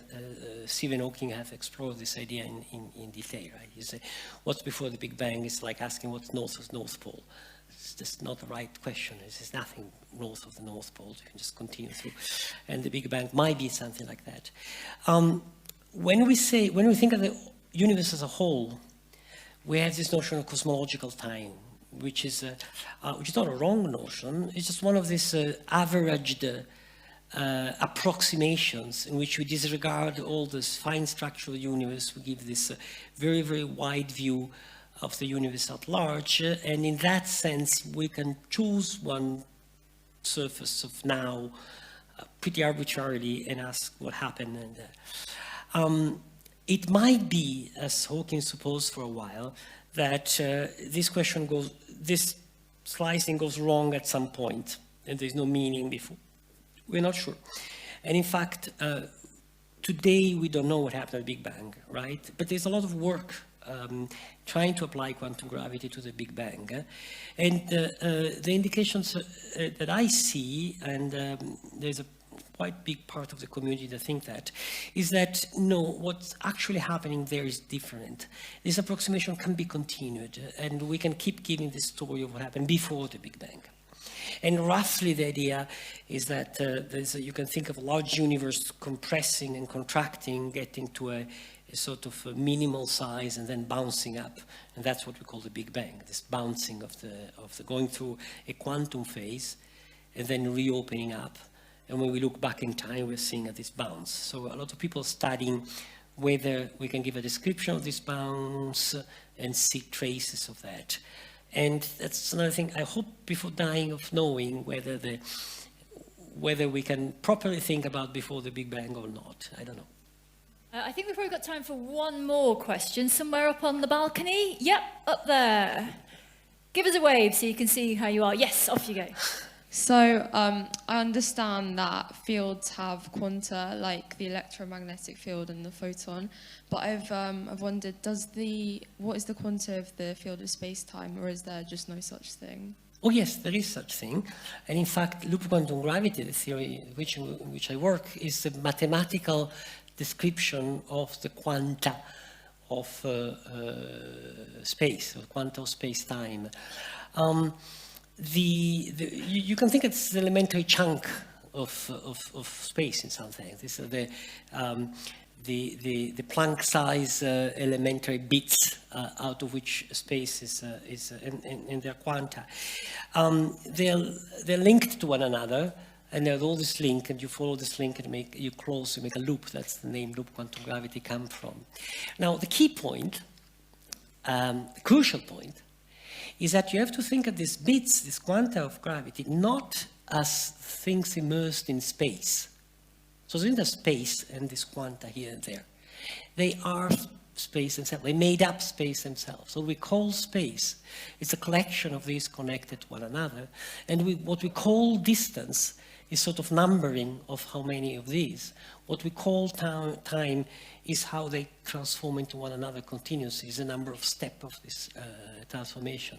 So these are quanta, but they're not like particles. No? The particles of particle physics are the quanta of the field. The photons are the quanta of the electromagnetic field.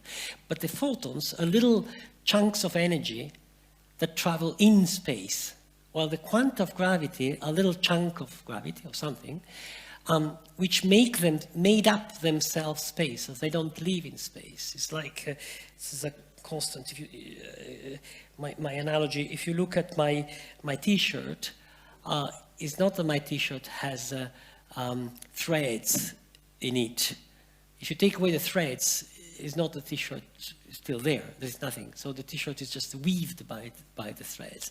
So space itself is weaved by this interconnected quanta of gravity. This is the core of loop quantum gravity.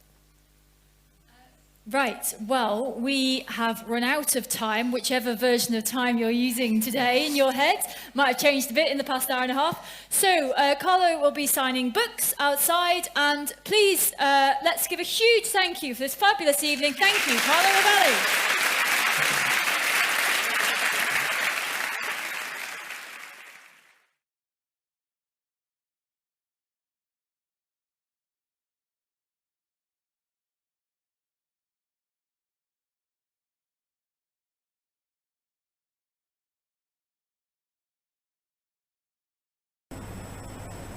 Hi everyone, welcome to Sky for the Month for June 2022.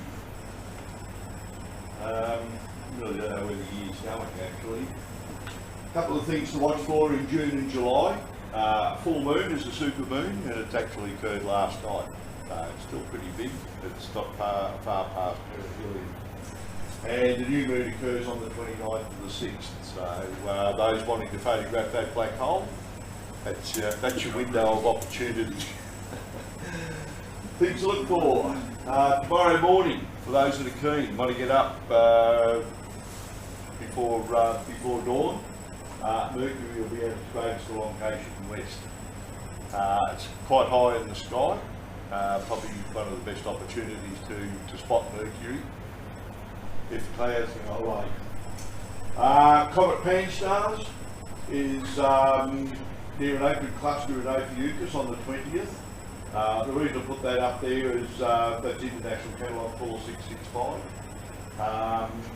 And it's about half a degree, just over half a degree, just over the thumb's width away from that object. The winter solstice obviously occurs on the 21st to the 6th. Shortest day of the year. After that, it should start getting a little bit longer, more importantly, a little bit warmer, I hope. And on the 22nd, Comet Pan-STARRS is about very, very close to Beta Ophiuchus. Now, Ophiuchus is actually near Scorpio, so it should be fairly easy to find. On the 4th and the 7th, Earth is at aphelion. Means it's as far from the sun as it's going to get, probably explains why it's so damn cold out there at the moment. Alright, during our summer it's at perihelion, which is why the southern hemisphere summer is so hot compared to the northern one. On the 14th to the 7th, these are July. I'm giving you July because these are before the next meeting. Venus is just over half a degree southwest of the Crab Nebula in Taurus. That unfortunately means it's also an AM object for those who are keen. Full moon on the 14th to the 7th, it will be the closest supermoon for the year. So we've had a bit of a string of supermoons over the last couple of months, with the moon being a perihelion, it's not perihelion, but can't think of it, but the moon being on its closest approach to Earth at around about the same time as being full for the last couple of months. So we've had that string of supermoons. The one next month is the closest, and on the 17th to the 7th, Mercury will be in superior conjunction, meaning it's on the other side of the Sun. And very shortly after that, we'll return to the morning sky, the evening sky. It'll be that day planet there. Looking at the sky, good bunches to look up, looking out to the south there.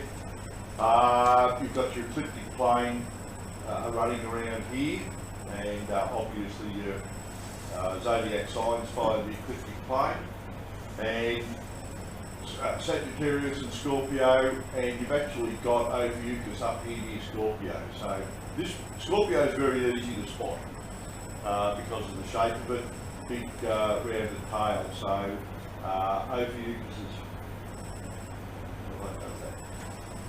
okay. You've got a couple of things up there. The little teapot they described there, that's not all of Sagittarius, but it's quite a significant asterism within Sagittarius. And it is, behind that is galactic centre.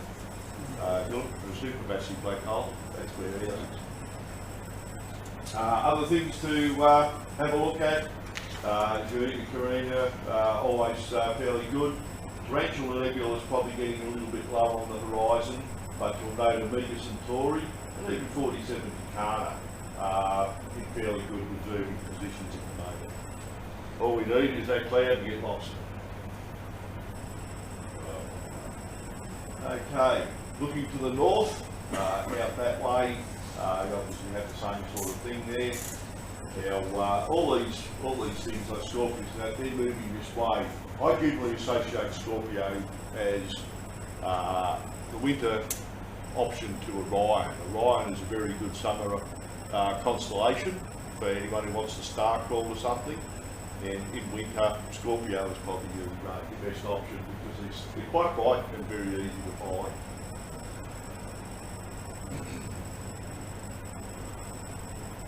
Okay, the planets. Currently in the early morning eastern sky, Mercury is reaching its maximum, or has reached its maximum elongation tomorrow morning. It is actually quite high, it's worth noting. When it was an evening object, it was fairly low to the horizon. And over the next few weeks, it will get lower as it approaches its superior conjunction. Venus, still a morning object, it's a little bit slower moving than Mercury. On the 26th of the 6th will be 5 degrees of a waning crescent moon in Taurus, so it's also close to the Pleiades and the Hyades. So a couple of clusters and a couple of planets. Earth at the solstice on the 21st of the 6th. Mars is rising about 2 AM, so it is heading towards the evening sky, currently in Pisces. And it's still fairly close to Jupiter, it's about 3 sun-widths away from it. So you still have all those bright planets in fairly close proximity to each other. I do know Saturn is apparently rising just before midnight. So over the next few months we should start to get a lot of those planets back into our sky. Have something to show the Cubs and Scouts and the public once they do get there. On the 23rd of the 6th, Mars will be about 1 degree from the Moon, so not exactly an occultation, but fairly close. Jupiter, still a morning object close to Mars, but as the month progresses, they'll kind of part ways. Mars obviously moves a lot faster than Jupiter, and it'll also have a close contact with the Moon on the 22nd of the 6th. Obviously the moon is up there, and with your waning moon, and it's obviously going to go past each of those planets. As I said, Saturn rising late evening, although you probably need to wait until just after midnight before you'll actually see it above the eastern horizon. And on the 18th, so only about 2 days' time, it will have a pass close to the moon. So it's obviously going to visit each one of them in sequence. Uranus has just gone through its conjunction, returning to the eastern morning sky, and can be found in Aries. And it's going to be in Aries for 2025, I think, so fair while. And Neptune is rising about midnight. So technically still a morning object, but as you can see, you're all starting to get towards heading into the evening sky. One thing is, for the last half of the year, they'll be all pretty close to each other. Appearance of the planets, obviously Mercury at greatest elongation there in the middle there. Alright, it's not exactly 90 degrees to us with the maximum elongation, so we are still looking fairly much at the back of it. And it diminishes as it goes around, and early July gets into its period conjunction. Venus, still quite bright, pretty much the brightest one in the sky most of the time. And Mars, as you'll note from last month, it's actually starting to get a little bit bigger because we're getting a bit closer to it. So hopefully over the next few months, good time to start observing Mars again. Not sure whether it's going to have its storms this time around, but 2 years ago it wasn't too bad. 4 years ago it was terrible. Saturn. The one thing you'll notice with Saturn is as it goes past is that the rings will start to close. They were quite wide last year, but you'll notice each time you look at that, those rings are starting to close a little bit. And that's where you approach what's known as the ring plane in 2025. And Jupiter, whenever it's visible, is always spectacular. It really seems to let you down. It's always a good one to have a go at. Terrible one to try and photograph. Uranus and Neptune, not a lot of detail on either of those, purely because of their distance from the Sun. And the only other stuff this month, comet paired stars, expected to brighten from 8th to 7th magnitude, which is pretty bright for a comet. So it might be a good time to have a crack at it at the end of June, if we ever get clear skies. We found in Theorique, so up there near Scorpio.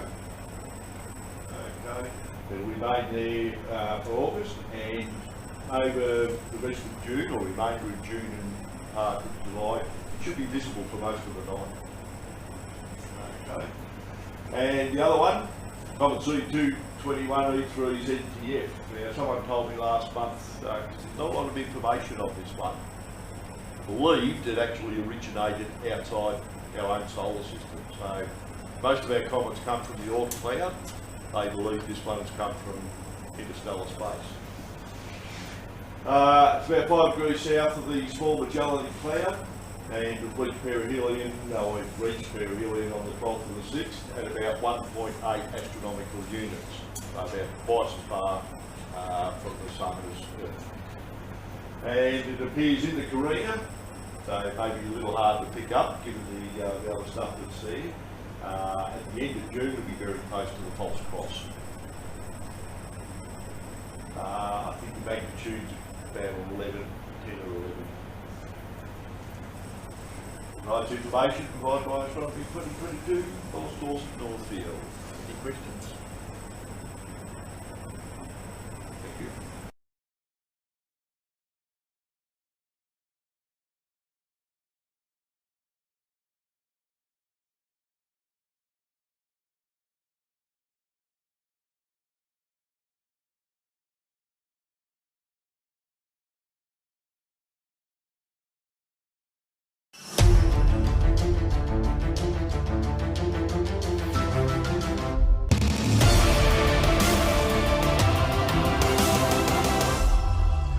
When we look out into space, we are not only looking at things that are far away, we're looking at things that existed in the past.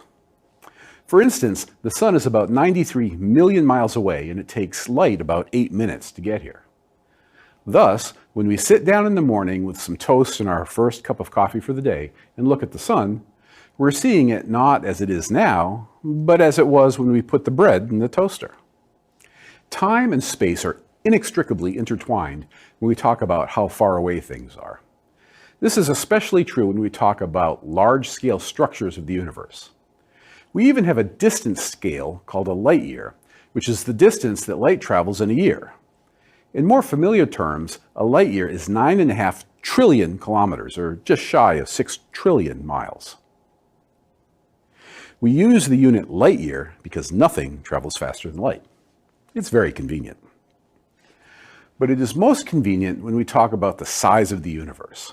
Astronomers have determined the age of the universe very precisely. It is 13.7 billion years old. Exactly how we know this is perhaps the subject of another video, but for the moment, let's take that number as a given. If we do, we can ask a very simple question. How big is the visible universe? There are lots of tricky ways to think about that, but let's start with perhaps the most obvious. We can't see the universe before it began because, well, that's what beginning means. When the universe began, it was filled with light, which then traveled through the cosmos. And if the universe began 13.7 billion years ago, and we're just now seeing it arrive, it had to have traveled 13.7 billion light years before it hit Earth. And to make that point solid, astronomers can actually see light from shortly after the universe began. It's called the cosmic microwave background radiation, and it is the oldest thing we've ever seen. It is hitting the Earth from every direction, and it is, to all intents and purposes, a photograph of the birth of the universe 13.7 billion years ago. Accordingly, it would be reasonable to say that the visible universe consists of a sphere centered on the Earth with a radius of 13.7 billion light years. Boom, done. Except that this is completely wrong. That's one of the sneaky things about science. It can fool you if you think too fast. Sometimes you have to slow down and mull things over. And if you think about it for a moment, you'll realize that this way of thinking assumes that the universe is static, and, at least on average, distances between objects aren't changing. But we know this isn't true. To begin with, the Big Bang happened. The universe is expanding, and it used to be expanding much faster than it is now. And that means that the simple answer isn't good enough. I don't want to get too deeply into the details of the Big Bang, but it boils down to the idea that the universe was once smaller and hotter and has been expanding since the beginning. I made a video about it if you want more. And that expansion is key to understanding what is going on here. We start by imagining what the universe looked like when this microwave background radiation was emitted. It was hot everywhere. No place was special. Well, I guess one was, kind of. And that place is the current location of Earth. But at that moment, it looked like everywhere else.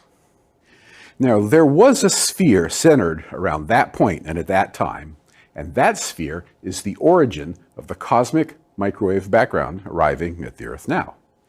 That radiation moved toward the Earth at the speed of light, and it took 13.7 billion years to get here. If we look at a sphere smaller than that special sphere, that light has already passed the Earth, and we can't see it. Light from a bigger sphere isn't here yet, so we don't see it either. When this light was emitted shortly after the Big Bang, this sphere's radius was about 42 million, that's with an M, light years away. Naively, you'd expect that this light would have taken 42 million years to get here, but it took 13.7 billion, and that's with a B, years to travel to Earth. And the reason that it took so long is that space was and is expanding. Now, if you think about that, it means that space between that sphere and the location of the Earth had to be expanding pretty fast. Otherwise, the light would have passed by the Earth long ago. I mean, it was only 42 million light years, and it's been nearly 14 billion years. So that sphere from which the microwaves were originally emitted also grew in size. And in the simplest calculation, that sphere would now be 41 billion, that's with a B, light years away. However, it turns out that the simplest calculation isn't quite right.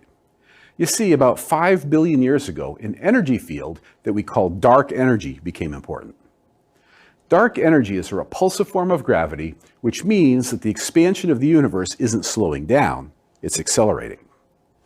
That, of course, that means after 9 billion years of the expansion of space slowing down, it's now speeding up.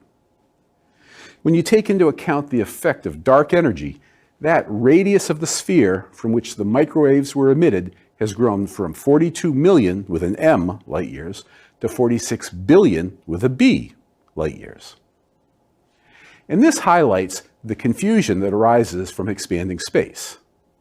We see the light from shortly after the Big Bang. It was emitted a short distance away, and now the location from which it was emitted is now about 1,100 times farther than it was. Further, when we see it as it was then and not as it is now.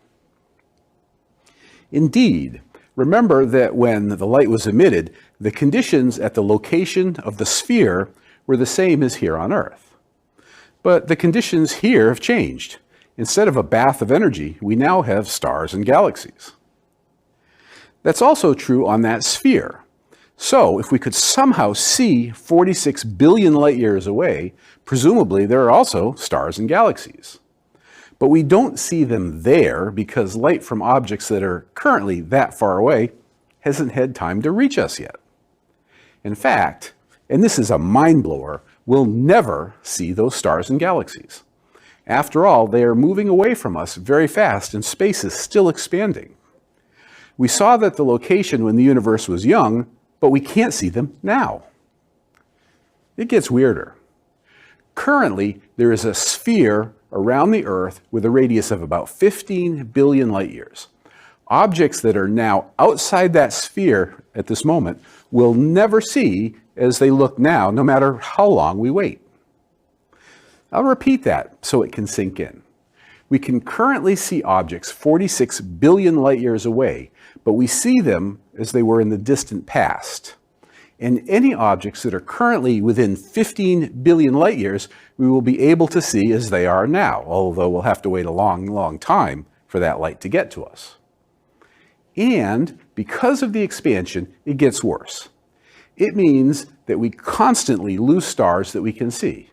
Indeed, we lose about 20,000 stars per second. So there are stars that emitted photons at this moment that we will eventually see, but the photons that they emitted at this slightly later moment that we'll never see. One day, the expansion of the universe will make it so that almost all of the galaxies we see in our telescopes today, which I remind you now we're seeing as they were in the distant past, will slip from our view. We will one day only be able to see galaxies from our local group, meaning the Milky Way, Andromeda, and a few dozen minor galaxies in the vicinity. So that's the answer to the question. Our visible universe has a radius of about 46 billion light years, even though it's only 13.7 billion years old. But we're not seeing that distant point as it is now, but as it was shortly after the universe began. And the ongoing expansion makes things even worse. The bottom line is that if we're ever going to try and explore other galaxies, we better get cracking.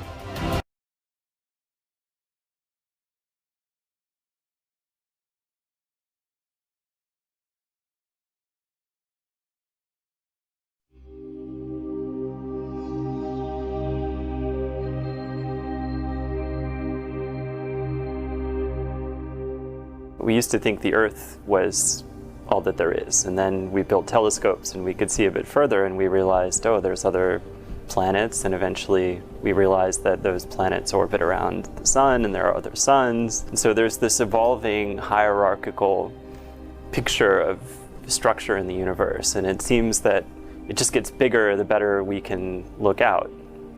The multiverse is, as it says, a collection of universes. The theory of inflation predicts, in a sense, that there's a multiverse.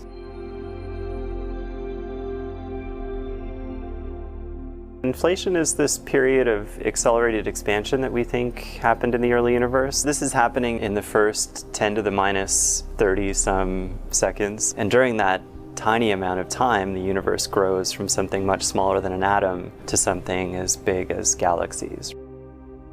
There are these fluctuations during inflation of the field, so space is ripping apart so fast that it just excites space-time itself. You can't do it without making space-time a little bit crinkly.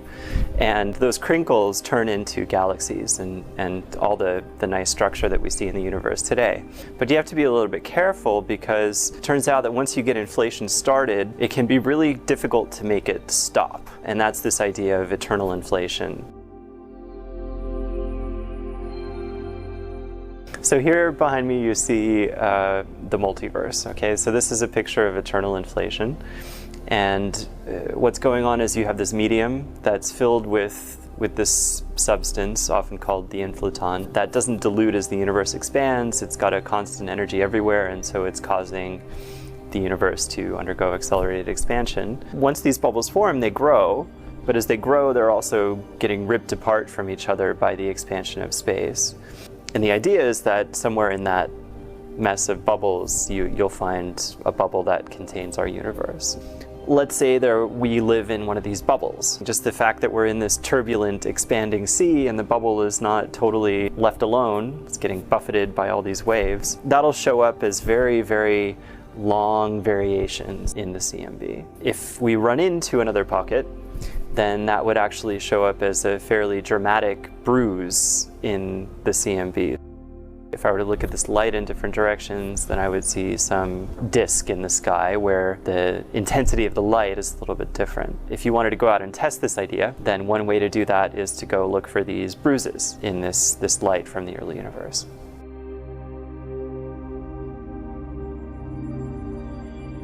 You just simulate that very early time of inflation. Okay, so you're simulating the first 10 to the minus 30 something seconds of the universe.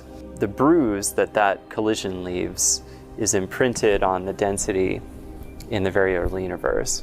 And so you can turn that imprint on the density into a prediction for what we actually see on the sky. And then I can compare what I get to what we see in real life.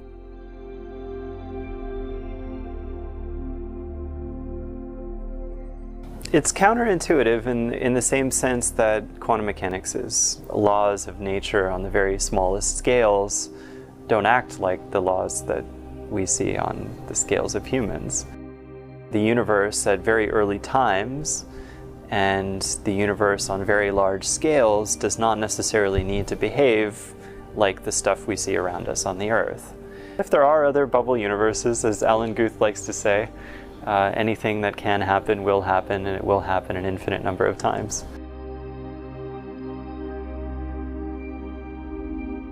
The fact that it's not necessarily possible to see the entire multiverse and probe it experimentally has led people to say that this idea is not a scientific idea, right? This is not science, it's philosophy, and so what if there's other universes? If I can't test the idea, then what's the point of talking about it? So I think a very nice part of this work, even if we don't find any evidence for other universes, is that it shows that there are indeed predictions that can be tested with experiment that come from this idea of the multiverse. While it's certainly true that there are versions of the multiverse that actually don't give predictions for experiments, saying this idea makes no sense and is not science as a blanket statement, I think is just not right. I mean, there are models that can be falsified, and that's really the mark of a scientific theory. And I think that's a really important step in the right direction for putting this idea of the multiverse on scientific footing.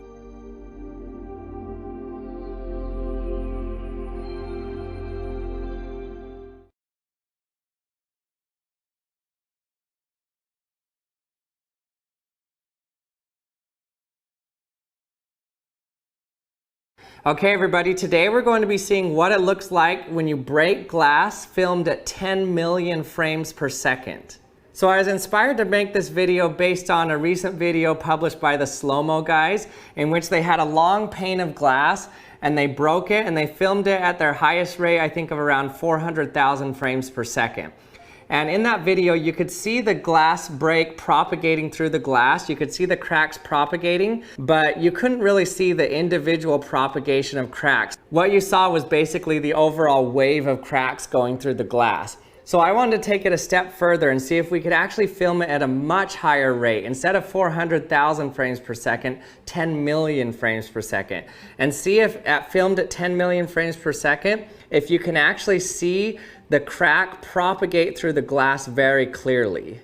Now 10 million frames per second is an insanely high frame rate. That's around 100 nanoseconds per frame. So in the video that the Slow-Mo guys posted, they measured the propagation of the wave of breaking glass through their long pane of glass at around 1,500 meters per second.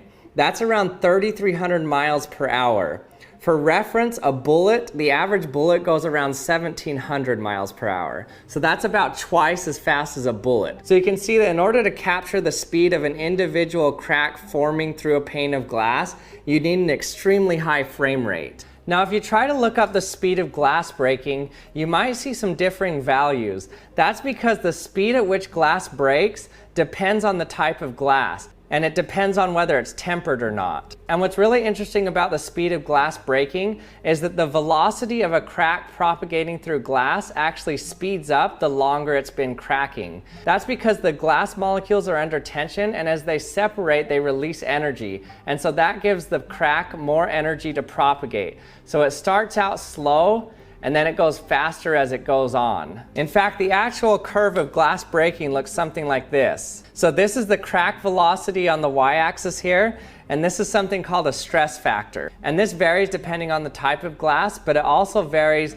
as the crack propagates through the glass. So you can see that at the very initial break point of glass, the crack velocity speed is very slow, 10 to the negative 9 meters per second. But it only stays at that velocity for an extremely short amount of time. As it begins to break more and more, it speeds up and up and up, and eventually it maxes out at the speed of sound in glass. For this specific chart here, I put 10 to the 3 meters per second. That's an average speed of sound in glass. For different types of glass, especially tempered glass, the speed of sound can be much higher than this. So you can see that as the glass breaks, it releases more energy until eventually it's traveling at its terminal velocity. And the terminal velocity of the crack propagating through glass is the speed of sound. It can't go faster than the speed of sound in glass. But even though this maximum is the speed of sound in glass, it's actually much higher than the speed of sound in air. That's why in that slow-mo video, they said their glass was propagating at Mach 4 times the speed of sound in air. But actually it was just propagating at about the speed of sound in glass. Okay, first we're gonna be seeing what it looks like to break glass at just 1,000 frames per second with a low projectile velocity. So let's see if we can pick up anything at just 1,000 frames per second with dropping a ball on this piece of glass here. Okay, 3, 2, 1.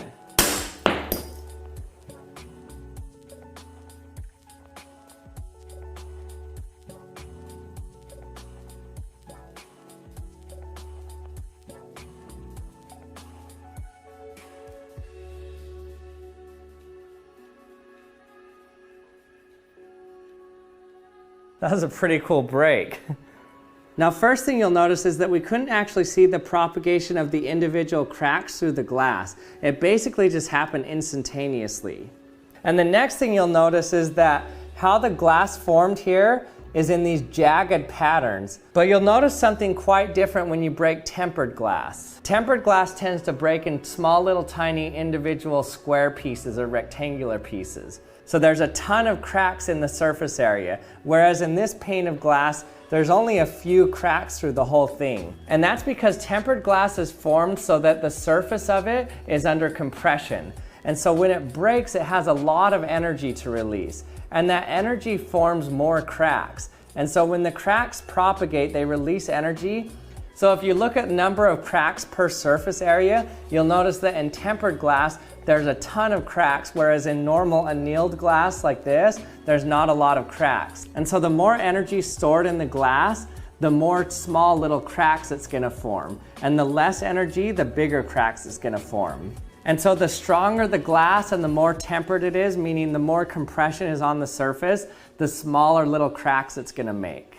Okay, so 1,000 frames per second didn't even come close to catching the cracks propagating through the glass.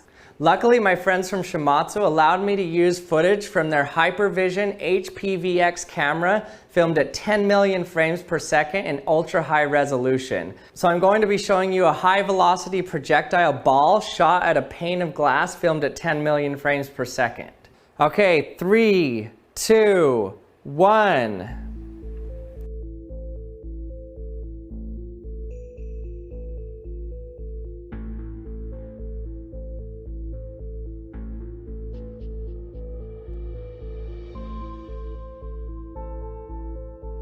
This is amazing. I've never seen footage like this before where you can actually see the cracks individually forming, combining together, and moving forward.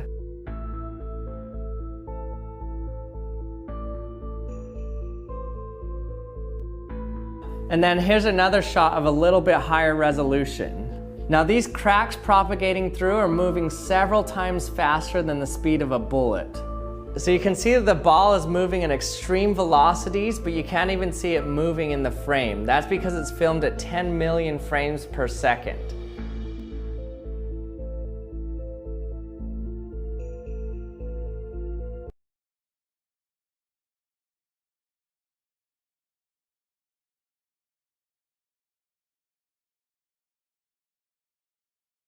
If you think back to the last time you were in pain, your reaction might have been something like this. Swearing in response to painful stimuli is a pretty common human behavior. But for a long time, psychologists thought it was a bad idea, that swearing puts you in a negative state of mind and makes you think you're in a worse situation than you actually are, something called catastrophizing. To test this, back in 2009, researchers at the University of Kiel came up with an experiment. You fill up a bucket with ice-cold water, ask people to put their hands in it and see how long they can withstand the pain. Okay. We decided to recreate this experiment very rigorously with a self-selecting sample of pain junkies here at the RI.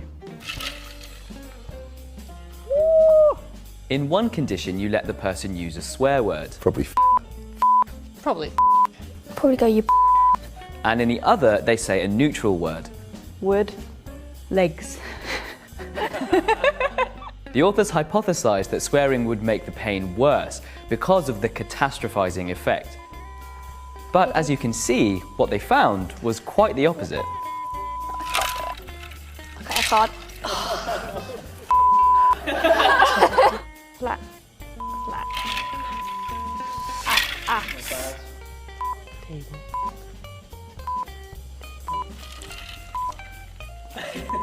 That was much worse. Legs. Okay. Hard. No, I'm not doing it.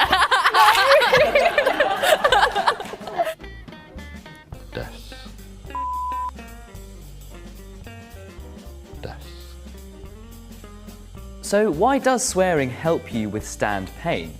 This is Dr. Emma Byrne, a scientist and author of the book, Swearing is Good for You. In the trial where they swear, they can keep their hands in ice water much longer, on average about half as long again as when they're not swearing. And what's more, afterwards, when they're asked how painful the ice water felt, they will say that actually while swearing it feels less intense, it feels less painful. It felt the same, like it was the same amount of pain but more manageable. I say we should all swear all the time. Sorry, Mum. In some follow-up experiments, the authors found that the effect still holds for people who don't tend to swear much in daily life. So what's going on here? We know that swearing is a highly emotive part of language. There might be something emotional going on. But we can also measure emotions outside of the brain. We can spot them in our physiology. Your hands getting sweaty or your heart rate rises.